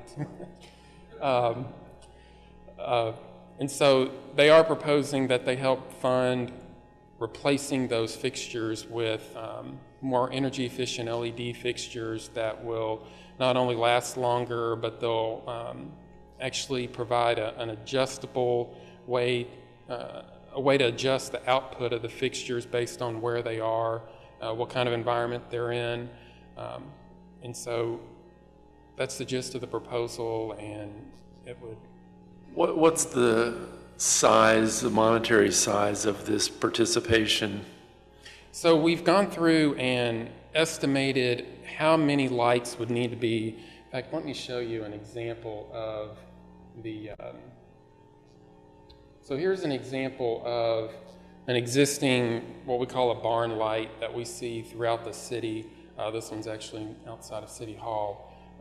That's the type of fixture that we would be focusing on within the city. We've coordinated with Bastrop Power and Light to make sure that they're on board with what's being proposed. But this is an example of the fixture that we would want to replace those with. And going through the cost of that fixture is roughly $400, and after talking with BP&L, they've estimated that the labor and material cost to, labor and equipment cost to replace that is roughly $100. So if you estimate roughly $500 per fixture, and based on the request and the overage that they're requesting, we would need to replace approximately 50 lights. And so if you work those numbers out, it works out to roughly $25,000. The city would... And I assume that has a substantial impact on our energy consumption as well. That's right. Because that's an LED fixture. They're much more energy efficient. They've estimated that it could save us up to $2,000, $2,500 a year just in electricity costs. For all 50 of them? For all 50, yes, ma'am. Shoot. Councilmember Jones? Okay, so a lot of those lights are actually paid for by citizens. Yes. Because they're attached to poles and you have paid to put them up and you're paying an electric fee every month to have them in a position, you know, of providing more light. So... And that's kind of the neat thing about these fixtures is, and we have Jeff, who's Buc-ee's lighting engineer, who can explain these fixtures a little better than I can, but they apparently have a screw adjustment and it allows you to adjust not only the spread of the light, but also the intensity to better coordinate with the environment that light's placed in. I guess, you know, two things. you know, do we have demands for additional lights in other locations? And maybe over time we can gradually replace some of the ones that are already existing versus just coming in and replacing all the existing lights. You know, I mean, I'm just wondering. Well, they're not proposing to replace all the lights. They're proposing to replace the equivalent number of lights that they would need to offset the overage that they're coming up with on their particular site. And so there's, I'll show you the calculations. But they're I think Councilmember Jones is asking, rather than go out and replace the barn lights with this light, are there areas where we can install these lights rather than putting up barn lights, where these would be more energy efficient and provide additional lighting in areas that we currently cannot meet? Are there any that you are aware of? That's exactly what I meant. Thank you. That's certainly an option. We don't necessarily have to replace existing lights. We could use that funding to install new lights. But I think some people may long-term, it should be on our list to replace all those lights with this type of lighting for just, if nothing else, for the energy saving. I've gone through my building and all those high, I have downlight type parking lot lights. We've replaced them all with LED lighting, and the energy consumption, it went from 250 watts per fixture. There's 1,000 watts on each pole, on each 4-lamp pole, to 160 watts per pole, 40 watts each. Didn't you just like do an adapter? You didn't go in and we didn't replace even your replace standards. the fixture. We just got the right. So see, a that's universal another bulb option. and replaced the bulbs. It was $40 a fixture or $50 a fixture to replace it, plus some labor. It was phenomenal savings for us. Mayor and Council, I think the point of this evening is they owe us 50 lights. I think how we hang the lights, where we put the lights, that's an operational issue, and I appreciate the challenge, and staff will go back and make sure that we put those 50 lights in the highest and best place. But for purposes of this evening, Bucky owes us 50 lights, and we need to graciously accept 50 lights. I move that we graciously. Well, wait, Councilmember Ennis, I think, had a question about the presentation. Thank you, ma'am. Would you go back to the diagram of the parking lot there you go. This is so we're putting new pumps or new pumps are going in on the north side of the property, right? Yes, and the lights are going over those pumps. Yes, sir. They would be under canopy lights, similar to what's on the existing canopies. Well, my one question is there going to be any light impact on the apartments across the street? We reviewed a photometric plan that Mr. Zabransky provided us, and it did not show any adverse impact to the neighboring properties. By the time that the light was measured along the property line, it was right at what it would have otherwise been. Back within the ordinance? Using today's conditions. Right at what? Well, what did you say? It was right at what? Well, the lighting standards that we have only allow a certain amount of light trespass or a certain amount of light to exceed the property boundaries. And going by the photometric plan, it did not increase that impact. So we're within our. That's correct. Yes, sir. Okay, so my next question is, obviously y'all need more pumps because you need them, but this is an issue, if you've ever gone, which I frequently go down this road here, have to cross over 95 and go up, it's kind of a problem. I don't know if we have any plans to address the kind of ingress egress that is there, but it takes a long time to cross over and get in there. It takes a long time to get out. It's always really crowded no matter when you go. Do we have some sort of plan to address that? A couple of items I would say. I am eternally grateful that they're so busy. It's hard to get in and out of Buc-ee's. They are certainly a top business in several of our revenue sources. One of the challenges with answering that question today is until the construction on 71 is addressed and the signal timing is corrected, we don't know what the end game is.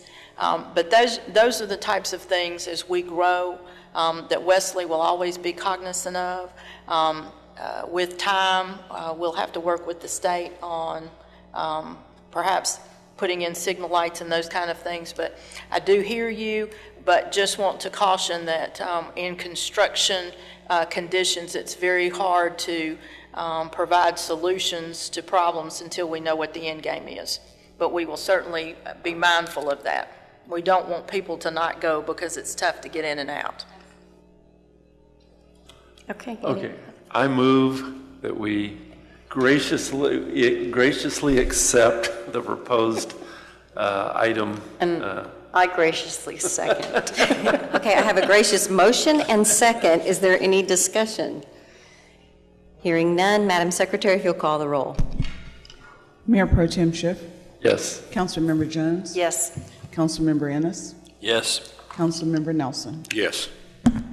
Thank you very much. And as promised, we will now be moving to 9D. Commissioner Hamner, especially for you. Thank you very, very much. Thank you for staying. Sorry it was such a late evening for you. Thank you for your time. Thank you very, very much.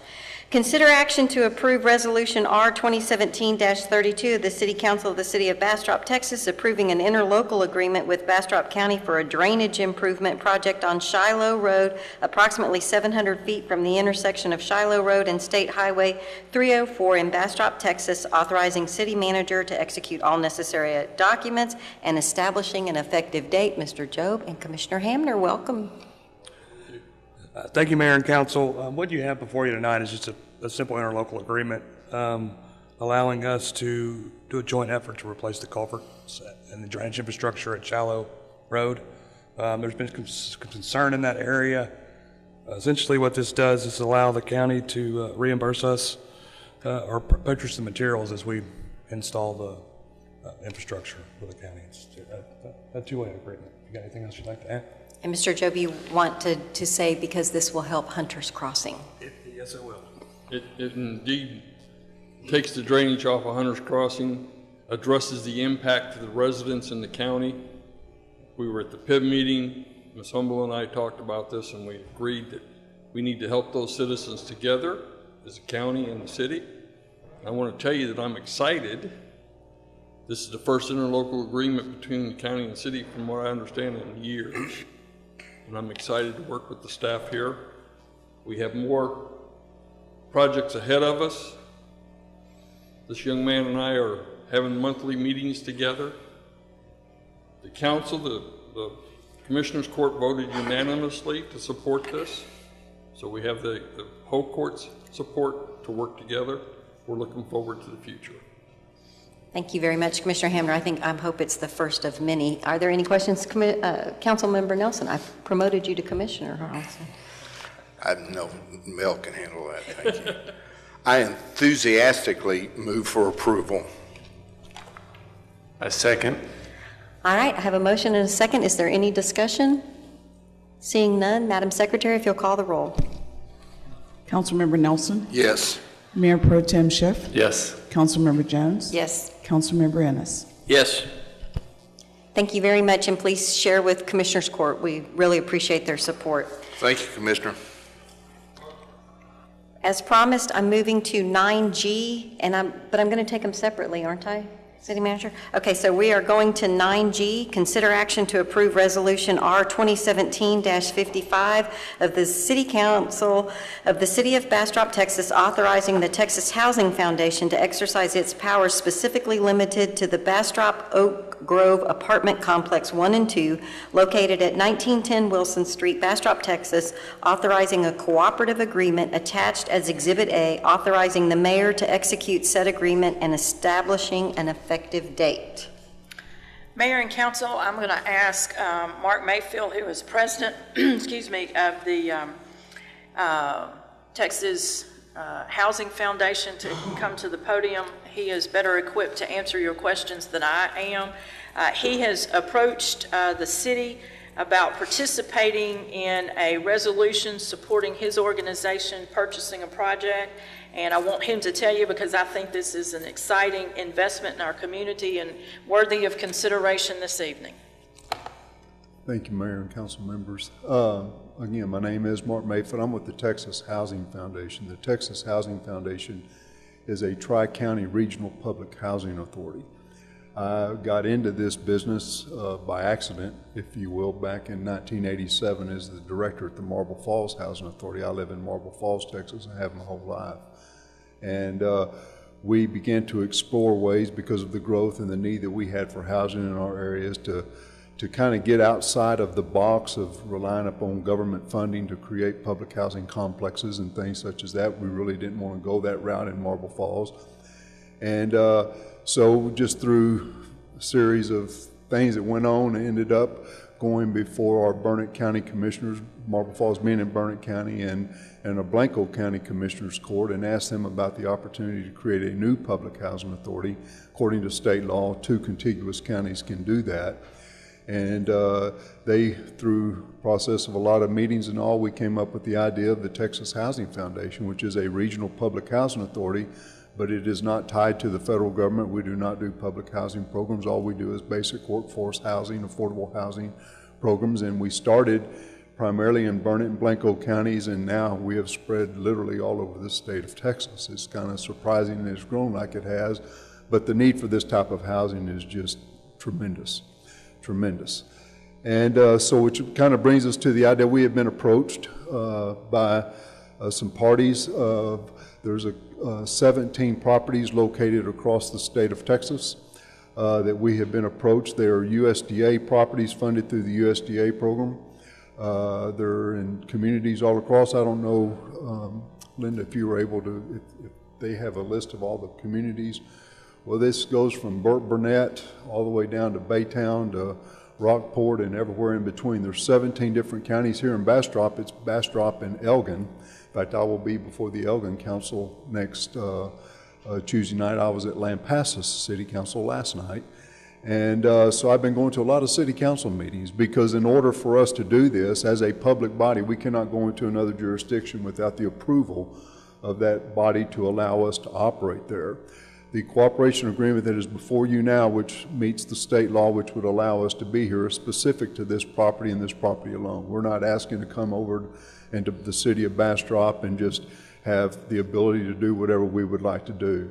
But there is a property that is located over there, along with other properties throughout the state, 612 units total, which were built back in the 80s, and they are severely distressed properties. They need a lot of work on them. They've been lived in hard. And they need some work, but frankly, the federal government is in a place where they're not going to fund the capital improvements that need to go on with that. So they are looking to other organizations that would go out and to do that, and we have been asked to be that organization to do it. So we plan to make a significant investment in this property. The property will remain neutral to the tenants. Nothing will really change with the tenants, but we're going to make a pretty substantial capital contribution to these and do a major rehabilitation to them and give them what, I hate to use this term, but a shelf life of another 30 to 35 years. And hopefully in this process we will change the management that's been going on with the property and the complete entire structure of the property as a whole to raise the standard of living at that property and just be a good citizen to the people that are there, and to provide the housing to the good citizens of the city of Bastrop. So that's... Well, I think that's just a great benefit to the city of Bastrop, and I'm wholeheartedly support it and would be happy to I move that we approve this resolution. A second. I have a motion and a second. Is there any discussion? I think Councilmember Ennis. Turn on your mic. There it is. How's the foundation funded? Just through our own actions and activities. We do not receive any money from any tax levying body. We try to work as a public body as a private concern. We manage our own properties. We build and develop our properties. Primarily everything we've done has been new construction. This is new for us to do acquisition. Kind of scared of it a little bit, but then again, I'm always up for a good challenge. I like the idea of the end result here, but we have built, I don't know if you have our resume, a little narrative of ours. I don't put a lot of money into that, but I just kind of let our track record speak for itself. But we just really act as closely to a privately held real estate concern as you can as a public body. And so we just make our own way through those type of activities. Okay, thank you. Mayor and council, just for public disclosure, they are specifically limited to the Bastrop Oak Grove Apartment Complex 1 and 2, located at 1910 Wilson Street, and plan to make an investment of $2.36 million. And what this will do is take this property off the tax rolls, because as a public entity, they are tax exempt. But as Mr. Mayfield said, it's a huge improvement and a huge investment, and we certainly appreciate their willingness to invest in the community. Any other discussion? Just one question, if I may. Certainly. The financing, does that come through the text part of the Housing and Community Affairs? It is, and the other resolution you have is a resolution of no objection, and that is that you will not object to the source of funding that we're going to be seeking, which is private activity bonds that will be issued through the Texas Department of Housing and Community Affairs, along with the 4% housing tax credit that comes with that. So that is, in order for us to do this, whether it's us or anybody that uses this particular program, there has to be a resolution of no objection from a local governing body. Yeah, it's a unique way to utilize those funds. I'm happy to hear that. Excuse me? I'm happy to hear that. I think it's a great use of those funds. Thank you. We do too. So my question, is there the possibility that we're going to do more with your organization? Mr. Mayfield and I had a really good conversation. I think he appreciates the values that we have as a community and an organization and the challenges of the community. So he isn't willing to commit to that, but I think he's intrigued, and we are, and we will continue a dialogue, and it doesn't hurt. He loves Harley, so. Ultra classics. All right, I have a motion and a second. Any further discussion? Thank you so much, Mr. Mayfield. I really appreciate the investment into the community. I appreciate the adjective. I heard anxiously and graciously, and I was wondering what this one was. We think you're great. I would get a good. Thankfully. Yeah, thankfully. That's a great one, Mayor Pro Tem, but we do need to call the roll so it's official. Madam Secretary? Mayor Pro Tem Schiff, Yes. Councilmember Jones, Yes. Councilmember Ennis, Yes. Councilmember Nelson. Yes. All right, moving on to 9H. We'll be holding a public hearing and consider action to approve resolution number R 2017-56 of the City Council of the City of Bastrop, Texas, supporting the Texas Housing Fund Bastrop Oak Grove LLC's application to the Texas Department of Housing and Community Affairs for 2017 housing tax credits for Bastrop Oak Grove apartments, and establishing an effective date of opening the public hearing. Do we have anyone signed up to speak, Madam Secretary? With no one here, I'm closing the public hearing. I make a motion to approve. I have a motion. Second. I have a motion and a second. Is there any discussion? Madam Secretary, if you'll call the roll. Councilmember Ennis, Yes. Councilmember Nelson, Yes. Councilmember Jones, Yes. Mayor Pro Tem Schiff. Yes. Thank you very, very much, Mr. Mayfield. Okay, for those of you reading along, Mr. Smarsik, we are now going back to 9B. Consider action to approve the first reading of ordinance 2017-19, amending the budget for fiscal year 2017 in accordance with existing statutory requirements, appropriating the various amounts herein, repealing all prior ordinances and actions in conflict herewith, and providing an effective date, and move to include on the August 8th, 2017 agenda for a second reading. Ms. Waldron. Yes, so you do have a first reading of an ordinance, a budget amendment, We do budget at the department level, so anytime we need adjustments, this is what we will be bringing forth. So just a summary in the general fund, the police department increasing expense budget neutral from insurance proceeds we received. The parks increase park equipment with transfer in from the electric fund for the Delgado Park equipment. City secretary budget increase elections due to unbudgeted runoff required. City manager increased salaries and professional services due to new city manager and interim city manager. You will see on the Exhibit A that the budget amendment was a zero net change. I was able to get some savings from the contingency fund and from salaries of other departments that were, unfilled positions. We had some savings there. The electric fund is just the increased transfer out to the general fund for the Delgado Park equipment. This budget amendment was taken out of the recognized excess fund balance above the 35% required by the financial policy. Hotel motel tax fund, I needed two increases, one to make the funds available to fund the destination marketing organization and to increase the organizational funding due to the Tier 3 that we approved back in April. Main Street Fund had a neutral increase from insurance proceeds and also an increase of revenue from events that they generated. It was all neutral, so there was no fund balance impact. Any questions? Any questions for Ms. Waldron?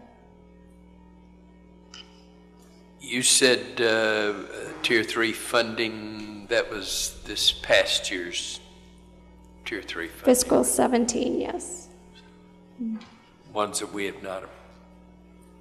We've given out the funding, I just needed the amendment to adjust the budget. But we have some additional money that's not allocated that gets allocated, and that's what you're talking about. But it's been approved and allocated by council. Yes. Previously. Yes. This is the budget amendment to make her legal. Thank you. Councilmember Ennis wants to be not involved, is what he said. No, I'm teasing. Okay, I'm ready for a motion. I move that we approve ordinance 2017-19. A second. I have a motion and a second. Is there any discussion? Hearing none, Madam Secretary, if you'll call the roll. Mayor Pro Tem Schiff, Yes. Councilmember Jones. Yes. Councilmember Ennis, Yes. Councilmember Nelson. Yes. All right, we're on to 9C, consider action to approve Resolution 2017-51 of the City Council of the City of Bastrop, Texas, authorizing the city manager to execute an interlocal agreement with the Capital Area Council of Governments for continuation and support of the CapCog Regional Air Quality Program and authorizing a contribution towards support and providing an effective date. I think we all received an email, City Manager Umble. Yes, Mayor and Council, you did. This was a request that came from CapCog regarding a reduction in state funding for the air quality, regional air quality program. This is really, in my opinion, a very critical issue. Having been in the Metroplex for a number of years, when we were non-attainment, it begins to impact your economic development long term. So for us to continue to be a significant destination for residents, according to the U.S. News and World Reports, of the #1 place to relocate in Austin, and for our competitive advantage as a region that Sean has spoke to this evening, CapCog has requested that all of their members be willing to support this. And I responded and told them absolutely we would be willing to do that. It's just under $1,000, but what they're asking for is for you to support the program and the contribution toward that, so that the region is crystal clear in its importance and our commitment to make that happen. Move to approve. Second. I have a motion and a second. Is there any discussion? Hearing none, Madam Secretary, if you'll call the roll. Councilmember Nelson, Yes.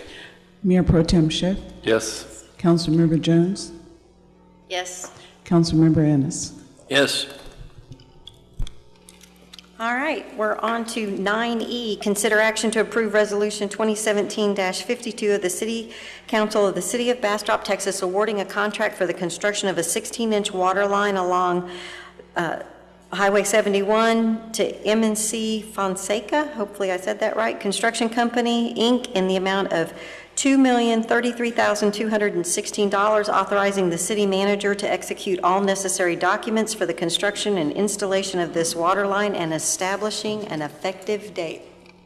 Thank you, Mayor and Council. If you remember, this is one of the updates we gave in our budget meeting just the other day. But what I wanted to point out more than anything was we actually, some of you may have noticed, M&C Fonseca were not the lowest bid, but the first two lowest were actually not complete submitted packets, so they were rejected. And I'll take any questions. And the completion, because there was some question in the community today that it was just paperwork and it wasn't a big deal. It was huge. And in your packet, there is detailed information, it's financial data, it's supplier list. It's important. So the expectation is that when we put forward bid specs, that the information in there is important for ensuring a good investment of the public's money, and you don't get to pick and choose what you do and don't support or submit. So the mayor responded to that concern, and these are all very legitimate issues, and we are being good stewards of the public's money by enforcing those very things to ensure that our money is invested with companies that have the experience, a record for completion, and do the work that they are hired to do. And we cannot vet them and ensure that if they don't submit the necessary documentations to ensure we can make the quality decisions that you require. Just adding one small thing to what the city manager just said, the difference between the items that were submitted, the apparent low bidder when the documents were opened, and then the qualified low bidder was less than 3%. Yes. So in an overall total project, less than 3% to be assured that the money going to that company, we're going to have a completed project. I think I want to compliment Mr. Job for making sure that he is looking out for all of our tax dollars. Thank you. Is there any questions for Mr. Job? I have a question. Yes, sir. Just to be clear, the requirements in the RFP were clearly delineated what was required for the submission. Yes, sir. Thank you. Yeah, the question I have really probably isn't for Trey, but for our city attorney, and that is, what's the risk of our putting another $2 million into bringing the water from Excess Ranch and finding out later that we don't really own the water? You do own the first 3,000 acre feet. You're absolutely convinced that we own the first 3,000 acre feet? As convinced as one can be in the law, yes.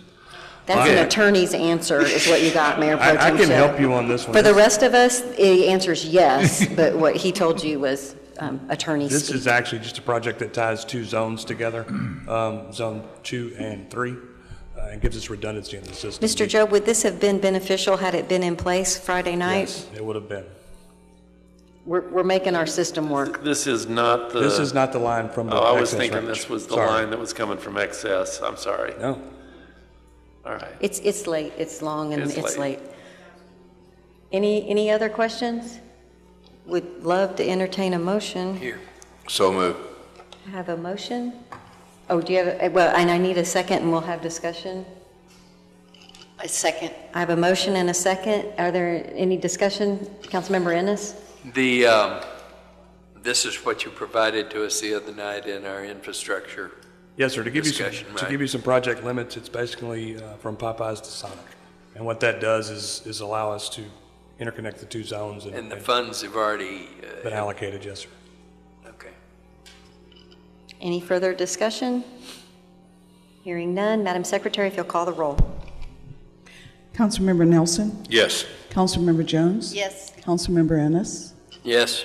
Mayor Pro Tem Schiff. Thank you, Mr. Job. I think you'll be back up. Consider action to, I'm on 9F, right? Don't let me get lost. Consider action to approve Resolution R 2017-53 of the City Council of the City of Bastrop, Texas, authorizing a contract with Bluebonnet Electric Cooperative for the conversion of overhead electric utility lines to underground electric utility lines in Bob Bryant Park, located at 610 Charles Street, Bastrop, Texas, at the cost of $168,035.11, authorizing the city manager to execute all necessary documents and establishing an effective date. Hello again, Mr. Joe. Thank you, Mayor and Council.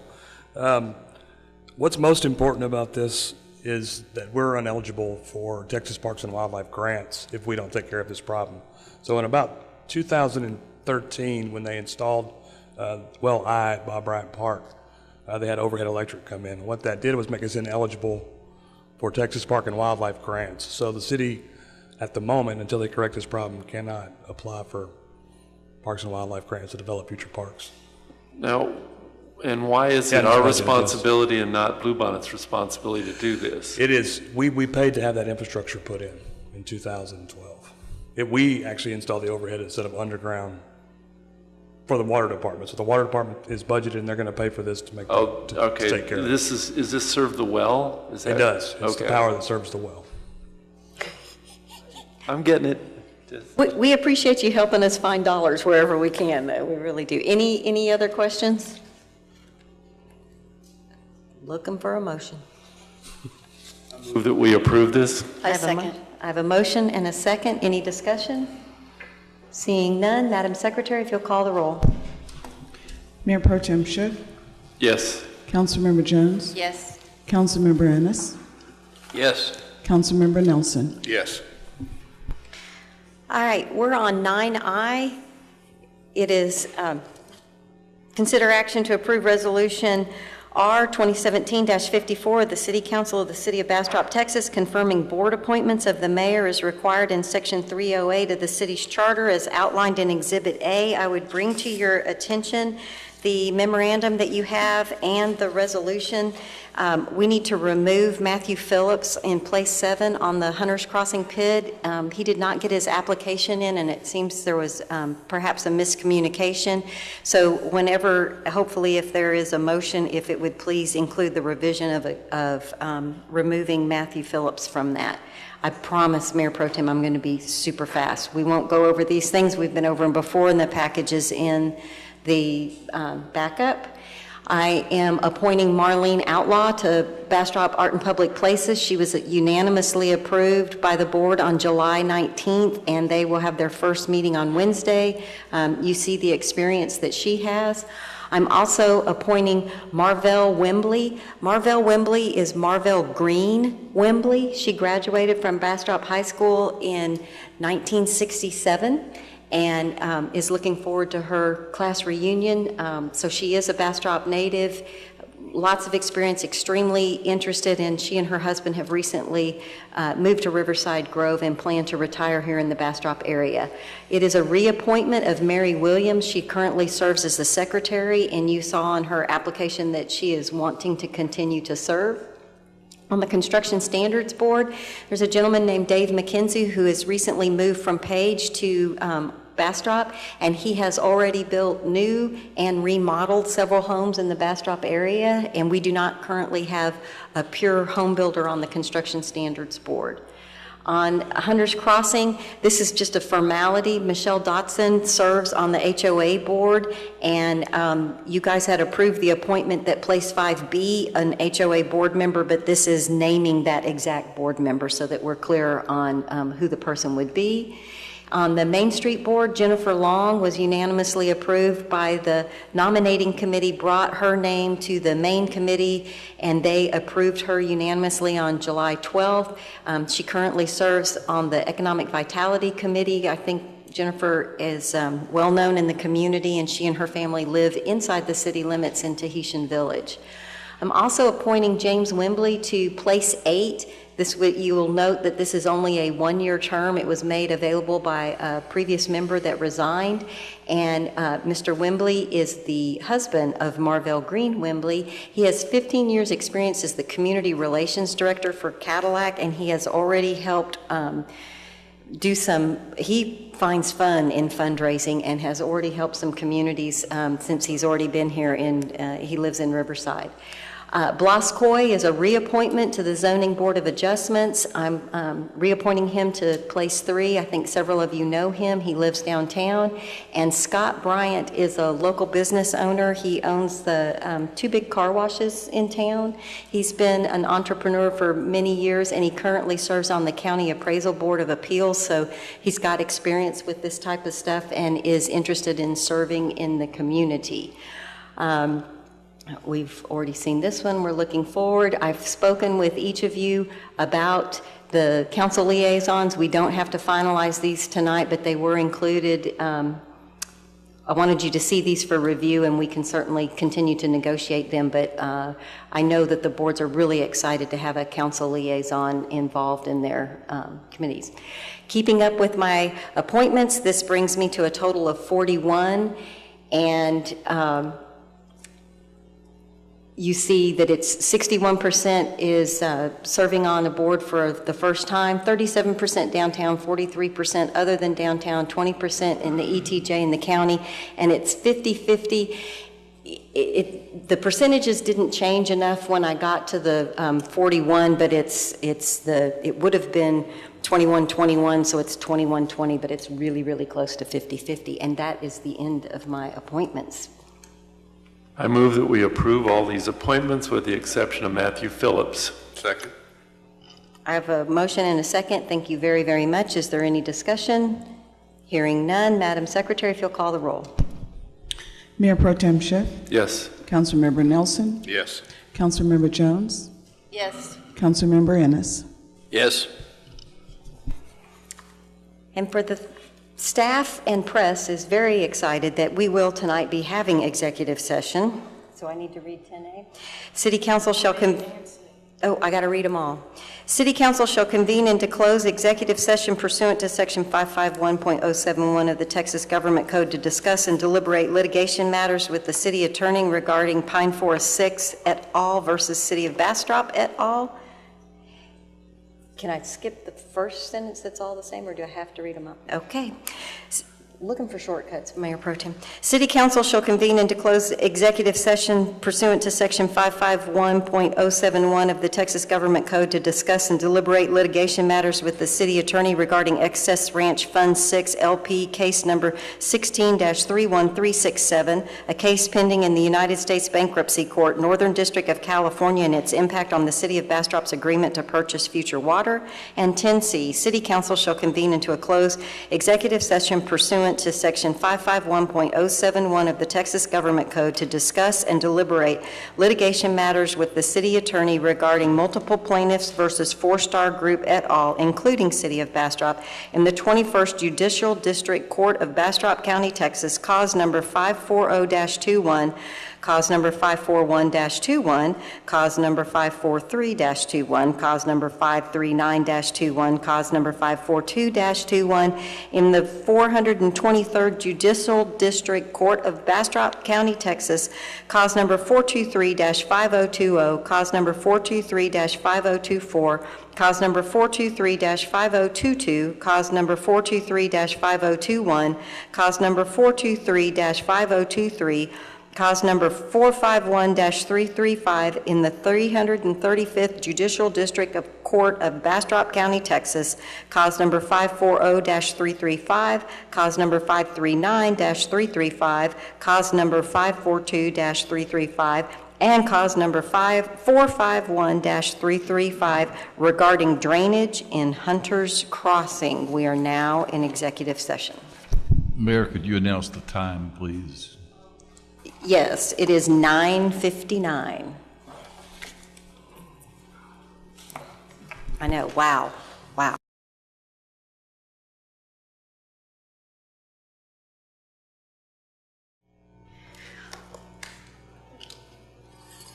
Okay, it is 10:46. We are back into regular session, and there are no actions that are being taken as a result of our executive session. And now I am at everyone's favorite item. I move for adjournment. I have a motion from Mayor Pro Tem, a second from Councilmember Jones, and by acclamation, we're out. Yes. Thank you.